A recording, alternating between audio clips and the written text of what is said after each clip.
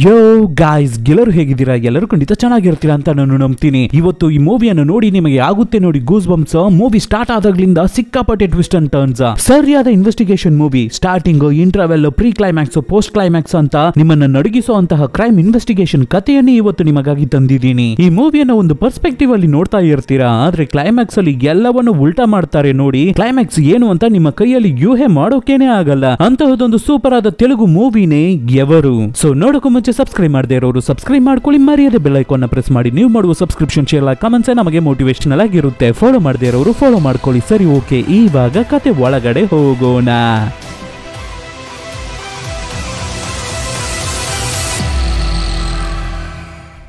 Opening scene ಅಲ್ಲೇ ಮಡಿಕೇರಿಯಲ್ಲಿ ಇರುವ ಒಂದು ರೆಸಾರ್ಟ್ ಇಂದಾನೇ ಈ ಕತೆ ಶುರುವಾಗುತ್ತೆ. ಸಡನ್ ಆಗಿ ಆ ರೆಸಾರ್ಟ್ ಅಲ್ಲಿ ಒಂದು ರೂಮ್ ಇಂದ 2 ಸಲ ಗನ್ನಿಂದ ಶೂಟ್ ಮಾಡೋ ರೀತಿ ಸದ್ದು ಆಗುತ್ತೆ. ಅದನ್ನ ಕೇಳಿದ ನೆಕ್ಸ್ಟ್ ಸೆಕೆಂಡ್ ಅಲ್ಲಿ ಕೆಲಸ ಮಾಡೋರು ಆ ರೂಮಿಗೆ ಹೋಗಿ ನೋಡ್ತಾರೆ. ನೋಡಿದ್ರೆ ಅಲ್ಲಿ ಒಬ್ಬರು ಸತ್ತೋಗಿ ಬಿದ್ದಿರ್ತಾರೆ. ಹಾಗೆ ಕಟ್ ಮಾಡಿದ್ರೆ ಆ ರೆಸಾರ್ಟ್ ಅನ್ನು ಸುತ್ತ ಗಾಬರಿಯಾದ ಸಿಚುವೇಶನ್ ಕ್ರಿಯೇಟ್ ಆಗುತ್ತೆ. ಸಿಕ್ಕಾಪಟ್ಟೆ ಪ್ರೆಸ್ ಪೀಪಲ್ಸ್ ಅಲ್ಲಿಗೆ ಬರೋದಕ್ಕೆ ಶುರು ಮಾಡ್ತಾರೆ. ಆವಾಗ ಪೊಲೀಸರ್ಸ್ ಒಂದು ಹುಡುಗಿಯನ್ನ ಹಿಡಿದು ಅರೆಸ್ಟ್ ಮಾಡಿ ಕರ್ಕೊಂಡು ಬರ್ತಿರ್ತಾರೆ. ಈ ಹುಡುಗಿ ಬೇರೆ ಯಾರು ಇಲ್ಲ, ಈ ಮೂವಿಯ ಹೀರೋಯಿನ್ ಸಮೀರಾ ಬಗ್ಗೆ ಹೇಳ್ಬೇಕು ಅಂದ್ರೆ ಅವರು ಇಂಡಿಯಾದಲ್ಲಿ ದೊಡ್ಡ ಸಾಹುಕಾರನಾದ ರಾಹುಲ್ ಮಹಾ ಅನ್ನೋರ ಹೆಂಡತಿ. ಆಯುರ್ವೇದಿಕ್ ಟ್ರೀಟ್ಮೆಂಟ್ ಅನ್ನು ತಗೊಳ್ಳೋದಕ್ಕಾಗಿ ಈ ರೆಸಾರ್ಟ್ ಗೆ ಬಂದಿರ್ತಾರೆ ಸಮೀರಾ. ಆ ರೀತಿ ಅವರು ಬಂದಿರಬೇಕಾದ್ರೆ ಸಡನ್ ಆಗಿ ಅವರ ರೂಮ್ ಒಳಗಡೆ ಡಿಎಸ್ಪಿ ಅಶೋಕ್ ಕುಮಾರ್ ಅನ್ನೋ ಪೊಲೀಸ್ ಆಫೀಸರ್ ಒಳಗಡೆ ನುಗ್ಗಿರ್ತಾರೆ. ನುಗ್ಗಿದ್ದು ಮಾತ್ರವೇ ಅಲ್ಲದೆ ಸಮೀರಾವನ್ನ ಹಿಡಿದು ರೇಪ್ ಮಾಡಿದ್ದಾರೆ. ಆದ್ರಿಂದಾನೆ ಅವರ ಗನ್ನನ್ನೇ ತಗೊಂಡು ಅವರನ್ನು ಶೂಟ್ ಮಾಡಿ ಕೊಂದಿರ್ತಾಳೆ ಸಮೀರಾ. ಸೊ ಇವಾಗ ಸಮೀರಾನ ಕರ್ಕೊಂಡು ಬಂದು ಸ್ಟೇಷನ್ ಅಲ್ಲಿ ಇಟ್ಟು ವಿಚಾರಣೆ ಮಾಡ್ತಾರೆ. ಸತ್ತೋಗಿರೋದು ಒಬ್ಬರು ಡಿಎಸ್ಪಿ, ಪೊಲೀಸ್ ಡಿಪಾರ್ಟ್ಮೆಂಟ್ ಅನ್ನು ಸೇರಿದವರು. ಆದ್ರಿಂದ ಸಮೀರಾವನ್ನ ಕೆಟ್ಟದಾಗಿ ಟ್ರೀಟ್ ಮಾಡ್ತಾ ಇರ್ತಾರೆ. ಅವರನ್ನ ಇಟ್ಟು ಬೇಕಾಗಿರುವ ಟೆಸ್ಟ್ ಅನ್ನೆಲ್ಲ ಮಾಡಿ ತೆಗಿತಾರೆ. ಘಟನೆ ನಡೆದಿದ್ದ ಜಾಗದಲ್ಲಿ ಸಿಗುವ ಎವಿಡೆನ್ಸ್ ಎಲ್ಲವನ್ನು ಕಲೆಕ್ಟ್ ಮಾಡ್ತಾರೆ. ಇವೆಲ್ಲ ಒಂದು ಕಡೆ ನಡೀತಾ ಇರಬೇಕಾದ್ರೆ ಹೀರೋಯಿನ್ ಕಡೆಯಿಂದ ಒಂದು ಪ್ರೆಸ್ ಮೀಟ್ ಅನ್ನು ಅರೇಂಜ್ ಮಾಡಿ ಕೊಡ್ತಾರೆ. ಆ ಪ್ರೆಸ್ ಮೀಟ್ ಅಲ್ಲಿ ಸಮೀರಾ ಒಂದು ವಿಷಯವನ್ನ ಓಪನ್ ಆಗಿ ಹೇಳ್ತಾರೆ.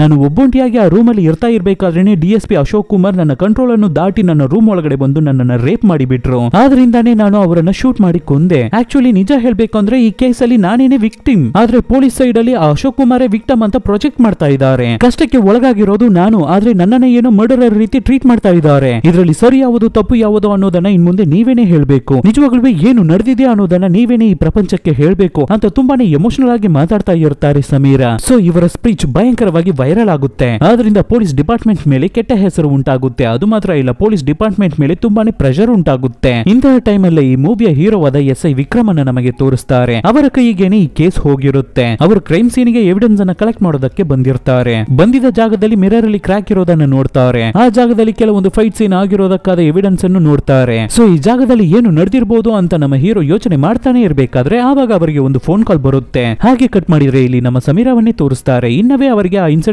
ಇಂದ ಹೊರಗಡೆ ಬರೋಕೆ ಆಗ್ತಾ ಇಲ್ಲ. ಪಕ್ಕದಲ್ಲಿ ಅವರ ಹಸ್ಬೆಂಡ್ ರಾಹುಲ್ ಅವರನ್ನ ಸಮಾಧಾನ ಮಾಡೋದಕ್ಕೆ ಎಷ್ಟೋ ಟ್ರೈ ಮಾಡ್ತಾರೆ. ಆದ್ರೆ ಅದಕ್ಕೆ ಸಮೀರಾ, ಇಲ್ಲ ಪ್ಲೀಸ್ ನನ್ನನ್ನ ಸ್ವಲ್ಪ ಹೊತ್ತು ಅಲೋನ್ ಆಗಿ ಬಿಡಿ, ನಾನು ಒಬ್ಬೊಂಟಿಯಾಗಿ ಇರಬೇಕು ಅಂತ ಆಸೆ ಪಡ್ತೀನಿ ಅಂತ ಹೇಳ್ಬೇಕಾದ್ರೆ ಸರಿ ಅಂತ ರಾಹುಲ್ ಬಂದ್ಬಿಡ್ತಾರೆ. ಆವಾಗ ನೆಕ್ಸ್ಟ್ ಸೆಕೆಂಡ್ ಸಮೀರಾ ಅವರಿಗೆ ಒಂದು ಫೋನ್ ಕಾಲ್ ಬರುತ್ತೆ. ಯಾರು ಅಂತ ನೋಡಿದ್ರೆ ಬೇರೆ ಯಾರು ಇಲ್ಲ, ಈ ಕೇಸನ್ನ ಸಮೀರಾಗಾಗಿ ತಗೊಂಡು ಹ್ಯಾಂಡಲ್ ಮಾಡ್ತಾ ಇರುವ ಅವರ ವಕೀಲರಾದ ಬ್ಯಾನರ್ಜಿ. ತಕ್ಷಣ ಟಿವಿಯನ್ನ ಆನ್ ಮಾಡಿ ನ್ಯೂಸ್ ಅನ್ನ ನೋಡೋಕೆ ಹೇಳ್ತಾರೆ. ಏನು ಅಂತ ನೋಡಿದ್ರೆ ಡಿಎಸ್ಪಿ ಅಶೋಕ್ ಕುಮಾರಿಗಾಗಿ ಭಯಂಕರವಾದ ಕ್ರಿಮಿನಲ್ ಲಾಯರ್ ಹಾಜರಾಗ್ತಾ ಇದಾರಂತೆ. ಇವಾಗ ಅವರೇನೆ ಇಂಟರ್ವ್ಯೂ ಅನ್ನು ಕೊಡ್ತಾ ಇದ್ದಾರೆ. ಅವರು ಏನನ್ನ ಹೇಳ್ತಾ ಇದ್ದಾರೆ ಅಂದ್ರೆ ಈ ಕೇಸ್ ಅಲ್ಲಿ ಅಶೋಕ್ ಸೈಡ್ ಅಲ್ಲಿ ನಾನೇನೆ ಲಾಯರ್ ಆಗಿ ಹಾಜರಾಗ್ತಾ ಇರೋದು. ಅದು ಮಾತ್ರ ಇಲ್ಲ, ಖಂಡಿತ ಸತ್ತೋಗಿದ ಅಶೋಕ್ ಕುಮಾರ್ ಅವರಿಗೆ ನಾನು ನ್ಯಾಯವನ್ನ ತಗೊಡ್ತೀನಿ ಅನ್ನೋ ತರ ಹೇಳ್ತಾ ಇರ್ತಾರೆ. ಇದನ್ನ ಕೇಳಿದ ತಕ್ಷಣ ಬ್ಯಾನರ್ಜಿ ಏನನ್ನ ಹೇಳ್ತಾರೆ ಅಂದ್ರೆ ಆ ಕ್ರಿಮಿನಲ್ ಲಾಯರ್ ರತ್ನಾಕರ್ ಇರ್ತಾ ಇದಾರಲ್ಲ, ಅವರು ತುಂಬಾನೇ ಟ್ಯಾಲೆಂಟೆಡ್ ಕಣಮ್ಮ. ಅವರು ಕೇಸ್ ಅಲ್ಲಿ ವಿನ್ ಮಾಡೋದಕ್ಕಾಗಿ ಸುಳ್ಳನ್ನ ನಿಜ ಮಾಡ್ತಾರೆ, ನಿಜವನ್ನ ಸುಳ್ಳು ಮಾಡ್ತಾರೆ. ಅವರ ಹತ್ರ ನಾವು ಹುಷಾರಾಗಿರ್ಬೇಕಮ್ಮ ಅಂತ ಹೇಳ್ತಾರೆ. ಅದಕ್ಕೆ ಹೀರೋಯಿನ್ ಏನನ್ನ ಹೇಳ್ತಾರೆ ಅಂದ್ರೆ ಪರವಾಗಿಲ್ಲ ಸರ್ ಇರ್ಲಿ, ಆದ್ರೆ ನಿಜ ನಮ್ಮ ಕಡೆ ತಾನೇ ಇರ್ತಾ ಇದೆ, ಆಮೇಲೆ ಏನಕ್ಕಾಗಿ ನಾವು ಹೆದರ್ಕೋಬೇಕು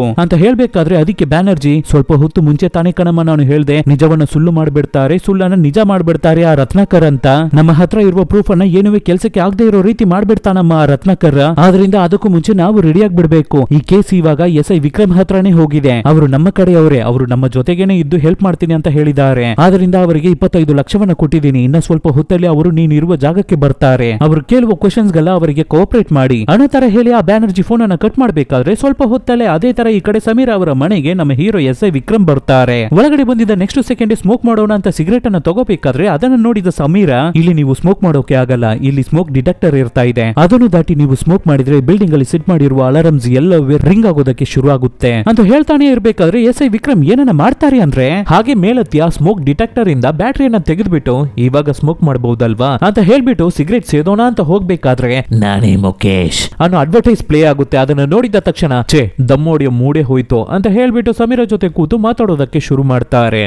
ಆ ರೀತಿ ಕೂತು ಮಾತಾಡ್ಬೇಕಾದ್ರೇನೆ ನಮ್ಮ ಹೀರೋ ವಿಕ್ರಮ್ ಬಗ್ಗೆ ನಮಗೆ ಒಂದು ವಿಷಯ ಗೊತ್ತಾಗ್ಲಿಕ್ಕೆ ಬರುತ್ತೆ. ಈ ಎಸ್.ಐ. ವಿಕ್ರಮ್ ಸರಿಯಾದ ಮನಿ ಮೈಂಡೆಡ್ ಫೆಲೋ. ಹಣಕ್ಕಾಗಿ ಏನನ್ನ ಬೇಕಾದ್ರೂ ಮಾಡ್ತಾರೆ. ಇವಾಗ ಕೂಡ ಹಣವನ್ನ ತಗೊಂಡೆ ನಮ್ಮ ಹೀರೋಯಿನ್ ಅನ್ನ ನೋಡೋಕೆ ಬಂದಿರೋದು. ಸೊ ಕ್ರೈಮ್ ಸೀನ್ ಅಲ್ಲಿ ತಗೊಂಡಿರುವ ಫೋಟೋಸ್ ಗಳನ್ನ ನಮ್ಮ ಹೀರೋಯಿನ್ ಗೆ ತೋರಿಸ್ಕೊಂಡೆ ನಾನು ಇವಾಗ ಕ್ರೈಮ್ ಸೀನ್ಗೆ ಜಸ್ಟ್ ಹೋಗಿದ್ದು ಬರ್ತಾ ಇದ್ದೀನಿ. ನೀವು DSP ಅಶೋಕ್ ಕುಮಾರ್ ಅನ್ನ 2 ಸಲ ಶೂಟ್ ಮಾಡಿದ್ದೀರಾ. ಫಸ್ಟ್ ಸಲ ಹೆದರ್ಕೊಂಡು ಭಯದಲ್ಲಿ ನಿಮ್ಮನ್ನ ಕಾಪಾಡ್ಕೊಳ್ಳೋದಕ್ಕಾಗಿ ಸೆಲ್ಫ್ ಡಿಫೆನ್ಸ್ ಗಾಗಿ ನೀವು ಅವರನ್ನ ಶೂಟ್ ಮಾಡಿದ್ದೀರಾ. ಆದರೆ 2ನೇ ಸಲ ಶೂಟ್ ಮಾಡಿರೋದು ಭಯಂಕರವಾದ ವೆಂಜನ್ಸ್ ಅನ್ನ ಇಟ್ಕೊಂಡು ಕೋಪದಲ್ಲಿ ಶೂಟ್ ಮಾಡಿರೋ ರೀತಿನೇ ನನಗೆ ಕಾಣುತ್ತೆ. ಅದು ಯಾಕೆ ಅಂತ ಕ್ವಶನ್ ಮಾಡ್ಬೇಕಾದ್ರೆ ಯಾಕೆ ಅಂದ್ರೆ ಅವನು ಆ ರೀತಿ ಮಾಡ್ದ ಅದಕ್ಕೇನೆ ಅಂತ ಸಮೀರಾ ಆನ್ಸರ್ ಮಾಡ್ಬೇಕಾದ್ರೆ ಹಾಗೆ ಚಿಕ್ಕ ಚಿಕ್ಕ ಫ್ಲಾಶ್ ಕಟ್ಸ್ ಅನ್ನ ನಮಗೆ ತೋರಿಸ್ತಾರೆ. ಸೊ ಸಮೀರಾ ರೂಮ್ ಅಲ್ಲಿ ಒಬ್ಬರೇ ಇರಬೇಕಾದ್ರೆ DSP ಅಶೋಕ್ ಕುಮಾರ್ ಒಳಗಡೆ ಬಂದಿದ್ದಾರೆ. ಸಮೀರಾ ಅವನ್ನ ರೇಪ್ ಮಾಡಿದ್ದಾರೆ. ಆದ್ರಿಂದ ಸಮೀರಾ ಸೆಲ್ಫ್ ಡಿಫೆನ್ಸ್ ಗಾಗಿ ಅವರ ಗನ್ನನ್ನೇ ತಗೊಂಡು DSP ಅಶೋಕ್ ಕುಮಾರ್ ಅನ್ನ ಶೂಟ್ ಮಾಡಿ ಕೊಂದಿದ್ದಾರೆ. ಸೊ ಈ ರೀತಿ ನಡೆದಿರುವ ವಿಷಯವನ್ನ ನಮ್ಮ ಹೀರೋನ್ ಎಮೋಷನಲ್ ಆಗಿ ಹೀರೋ ಹತ್ರ ಹೇಳ್ಕೊತಾನೆ ಇರಬೇಕಾದ್ರೆ ಆವಾಗ ನಮ್ಮ ಹೀರೋ ಸ್ಟಾಪ್ ಮಾಡಿ ನಿಮ್ಮ ಎಮೋಷನ್ ಅನ್ನ ಕಂಟ್ರೋಲ್ ಮಾಡ್ಕೊಳ್ಳಿ. ನನಗೆ ಕಾಫಿ ಕುಡಿಬೇಕು ಅನಿಸ್ತಾ ಇದೆ, ಆದ್ರಿಂದ ಕಾಫಿ ಹಾಕೋತೀನಿ ಅಂತ ಹೇಳಿ ಕಾಫಿ ಹಾಕೊಂಡು ಹಾಗೆ ಕ್ಯಾಶುವಲ್ ಆಗಿ ಕಾಫಿಯನ್ನ ಕುಡ್ಕೊಂಡೆ. ಈ ಕೇಸನ್ನ ನಾನು ತುಂಬಾ ಡೀಪ್ ಆಗಿ ಆಲೋಚನೆ ಮಾಡಾಯ್ತು. ಆದ್ರೆ ಒಂದೇ ಒಂದು ವಿಷಯ ಮಾತ್ರ ನನಗೆ ಡೌಟ್ ಅನ್ನ ಉಂಟು ಮಾಡ್ತಾ ಇದೆ. ಅದು ಏನು ಅಂದ್ರೆ ನಿಮ್ಮ ಹಸ್ಬೆಂಡ್ ರಾಹುಲ್ ಇದ್ದಾರೆ ಅಲ್ವಾ, ಅವರು ಇಂಡಿಯಾದಲ್ಲಿ ದೊಡ್ಡ ಸಾಹುಕಾರ. ಆದ್ರೆ ನೀವು ಅವರ ಆಫೀಸ್ ಅಲ್ಲೇ ಕೆಲಸ ಮಾಡ್ತಾ ಇದ್ದ ನಾರ್ಮಲ್ ಆದ ಒಬ್ಬರು ರಿಸೆಪ್ಷನಿಸ್ಟ್. ಅದ್ರಲ್ಲೂ ಶಾರ್ಟ್ ಪೀರಿಯಡ್ ಆಗಿ ಬರೀ 5 ವರ್ಷ ಮಾತ್ರನೇ ಅಲ್ಲಿ ಕೆಲಸ ಮಾಡಿದೀರಾ. ಆದ್ರೆ ಅಷ್ಟು ಚಿಕ್ಕ ಗ್ಯಾಪ್ ಅಲ್ಲೇ ನೀವು ಅವರನ್ನ ಮದುವೆ ಆಗಿದ್ದೀರಾ. ಅದು ಹೇಗೆ ಅಂತ ಕೇಳ್ಬೇಕಾದ್ರೆ ಅದಕ್ಕೆ ಸಮೀರಾ ಅದಕ್ಕೆ ಕಾರಣ ಲವ್ವೇ ಅಂತ ಹೇಳ್ತಾರೆ. ಓ ಹೌದಾ, ಹಾಗಾದ್ರೆ ರಾಹುಲ್ ನಿಮ್ಮನ್ನ ತುಂಬಾನೇ ಇಷ್ಟಪಟ್ಟೆ ಮದುವೆ ಆಗಿದ್ದಾರೆ ಅಂತ ಹೇಳ್ತಾ ಇದ್ದೀರಾ ಅಲ್ವಾ. ಆದ್ರೆ ನನಗೆ ಯಾಕೋ ನೀವಿಬ್ಬರು ಅಷ್ಟೇನು ಕ್ಲೋಸ್ ಇಲ್ಲ ಅಂತ ಅನ್ಸುತ್ತಲ್ಲ. ಇಂಪಾರ್ಟೆಂಟ್ಲಿ ಪಬ್ಲಿಕ್ ಅಲ್ಲಿ ಕೂಡ ನೀವು ಅಷ್ಟೇನು ಕ್ಲೋಸ್ ಆಗಿದ್ದಿಲ್ವಲ್ಲ ಅಂತ ಹೇಳ್ಬಿಟ್ಟು ಕೆಲವೊಂದು ಫೋಟೋಸ್ ಅನ್ನ ತೆಗೆದು ತೋರಿಸ್ತಾರೆ. ಆದ್ರೆ ರಾಹುಲ್ ಮತ್ತೆ ಸಮೀರಾ ಪಬ್ಲಿಕ್ ಅಲ್ಲಿ ಇದ್ದಿದ್ದ ಫೋಟೋಸ್. ಆ ಫೋಟೋಸ್ ಅನ್ನು ನೋಡ್ಬೇಕಾದ್ರೆ ನಿಜವಾಗ್ಲೂ ಅವರಿಬ್ಬರು ಅಷ್ಟೇನು ಕ್ಲೋಸ್ ಆಗಿರ್ತಾ ಇಲ್ಲ. ಇದನ್ನ ನೋಡಿದ ಹೀರೋಯಿನ್ ಕ್ಲೋಸ್ ಆಗಿಲ್ಲ ಅಂದ್ರೆ ಏನು ಲವ್ ಇಲ್ಲ ಅಂತ ಆಗ್ಬಿಡುತ್ತಾ, ನಮ್ಮ ಇಬ್ಬರ ಮಧ್ಯೆ ಅಫೆಕ್ಷನ್ ಇಲ್ಲ ಅಂತ ಆಗ್ಬಿಡುತ್ತಾ ಅಂತ ಕೇಳ್ಬೇಕಾದ್ರೆ ಅದಕ್ಕೆ ಹೀರೋ ಕರೆಕ್ಟ್ ಆದ ಕ್ವಶನ್ ನೀವು ಕೇಳ್ತಾ ಇರೋದು, ನನಗೂ ಹಾಗೇನೆ ಫೀಲ್ ಆಯ್ತು. ಸೊ ಅದಕ್ಕಾಗಿ ನಿಮ್ಮ ಹಸ್ಬೆಂಡ್ ರಾಹುಲ್ ಬಗ್ಗೆ ಇನ್ನ ಸ್ವಲ್ಪ ಇನ್ ಡೆಪ್ತ್ ಆಗಿ ರಿಸರ್ಚ್ ಮಾಡಿ ನೋಡಿದೆ, ಆವಾಗ್ಲೇ ನನಗೆ ಒಂದು ವಿಷಯ ಗೊತ್ತಾಯ್ತು ಅಂತ ಹೇಳ್ಬಿಟ್ಟು ಕೆಲವೊಂದು ಫೋಟೋಸ್ ಗಳನ್ನ ತೆಗೆದು ತೋರಿಸ್ತಾರೆ. ಅದರಲ್ಲಿ ಏನು ಅಂದ್ರೆ ರಾಹುಲ್ ಮಹಾ ಅವರು ಬೇರೆ ಬೇರೆ ಗಂಡಸರ ಜೊತೆನೆ ಕ್ಲೋಸ್ ಆಗಿರ್ತಾ ಇದ್ದಾರೆ ಅಂತ ಫೋಟೋಸ್ ಅನ್ನ ಹೀರೋನ್ಗೆ ತೋರಿಸ್ಬಿಟ್ಟು ತುಂಬಾ ಕ್ವಶನ್ಸ್ ಗಳನ್ನ ಮಾಡೋದಕ್ಕೆ ಶುರು ಮಾಡ್ತಾರೆ ನಮ್ಮ ಹೀರೋ. ರಾಹುಲ್ ಮಹಾ ಬಗ್ಗೆ ಅನ್ನೋ ವಿಷಯ ನಿಮಗೆ ಫಸ್ಟ್ ಗೊತ್ತಿದೆ, ಆದ್ರೆ ಅದು ಗೊತ್ತಿದ್ರು ಕೂಡ ಅವರನ್ನ ನೀವು ಮದುವೆ ಆಗಿದ್ದೀರಾ. ಅದಕ್ಕೆ ಕಾರಣ ಅವರ ಹತ್ರ ಇರುವ ಹಣ. ಸೊ ಹಣಕ್ಕಾಗಿ ರಾಹುಲ್ ಮಹಾನನ್ನ ನೀವು ಮದುವೆ ಆಗಿದ್ದೀರಾ. ಆದ್ರೆ ನೀವು ಖುಷಿಯಾಗಿರೋದಕ್ಕಾಗಿ DSP ಅಶೋಕ್ ಕುಮಾರ್ ಜೊತೆ ಇಲ್ಲಿಗಲ್ ಅಫೇರ್ ಅಲ್ಲಿ ಇದ್ದಿದ್ದೀರಾ. ಕರೆಕ್ಟಾ, ನಾನು ಕೇಳೋದು ಕರೆಕ್ಟಾ ಅಂತ ನಮ್ಮ ಹೀರೋ ಮತ್ತೆ ಕೇಳ್ಬೇಕಾದ್ರೆ ಇದರಲ್ಲಿ ಟೆನ್ಷನ್ ಆದ ಸಮೀರಾ ಅಫೇರ್ ಆಗಿ ಇದ್ರು ಕೂಡ ನೋ ಅಂದ್ರೆ ನೋನೆ, ಅದು ನಿನಗೆ ಗೊತ್ತಿಲ್ವಾ ಅಂತ ಹೇಳ್ಬೇಕಾದ್ರೆ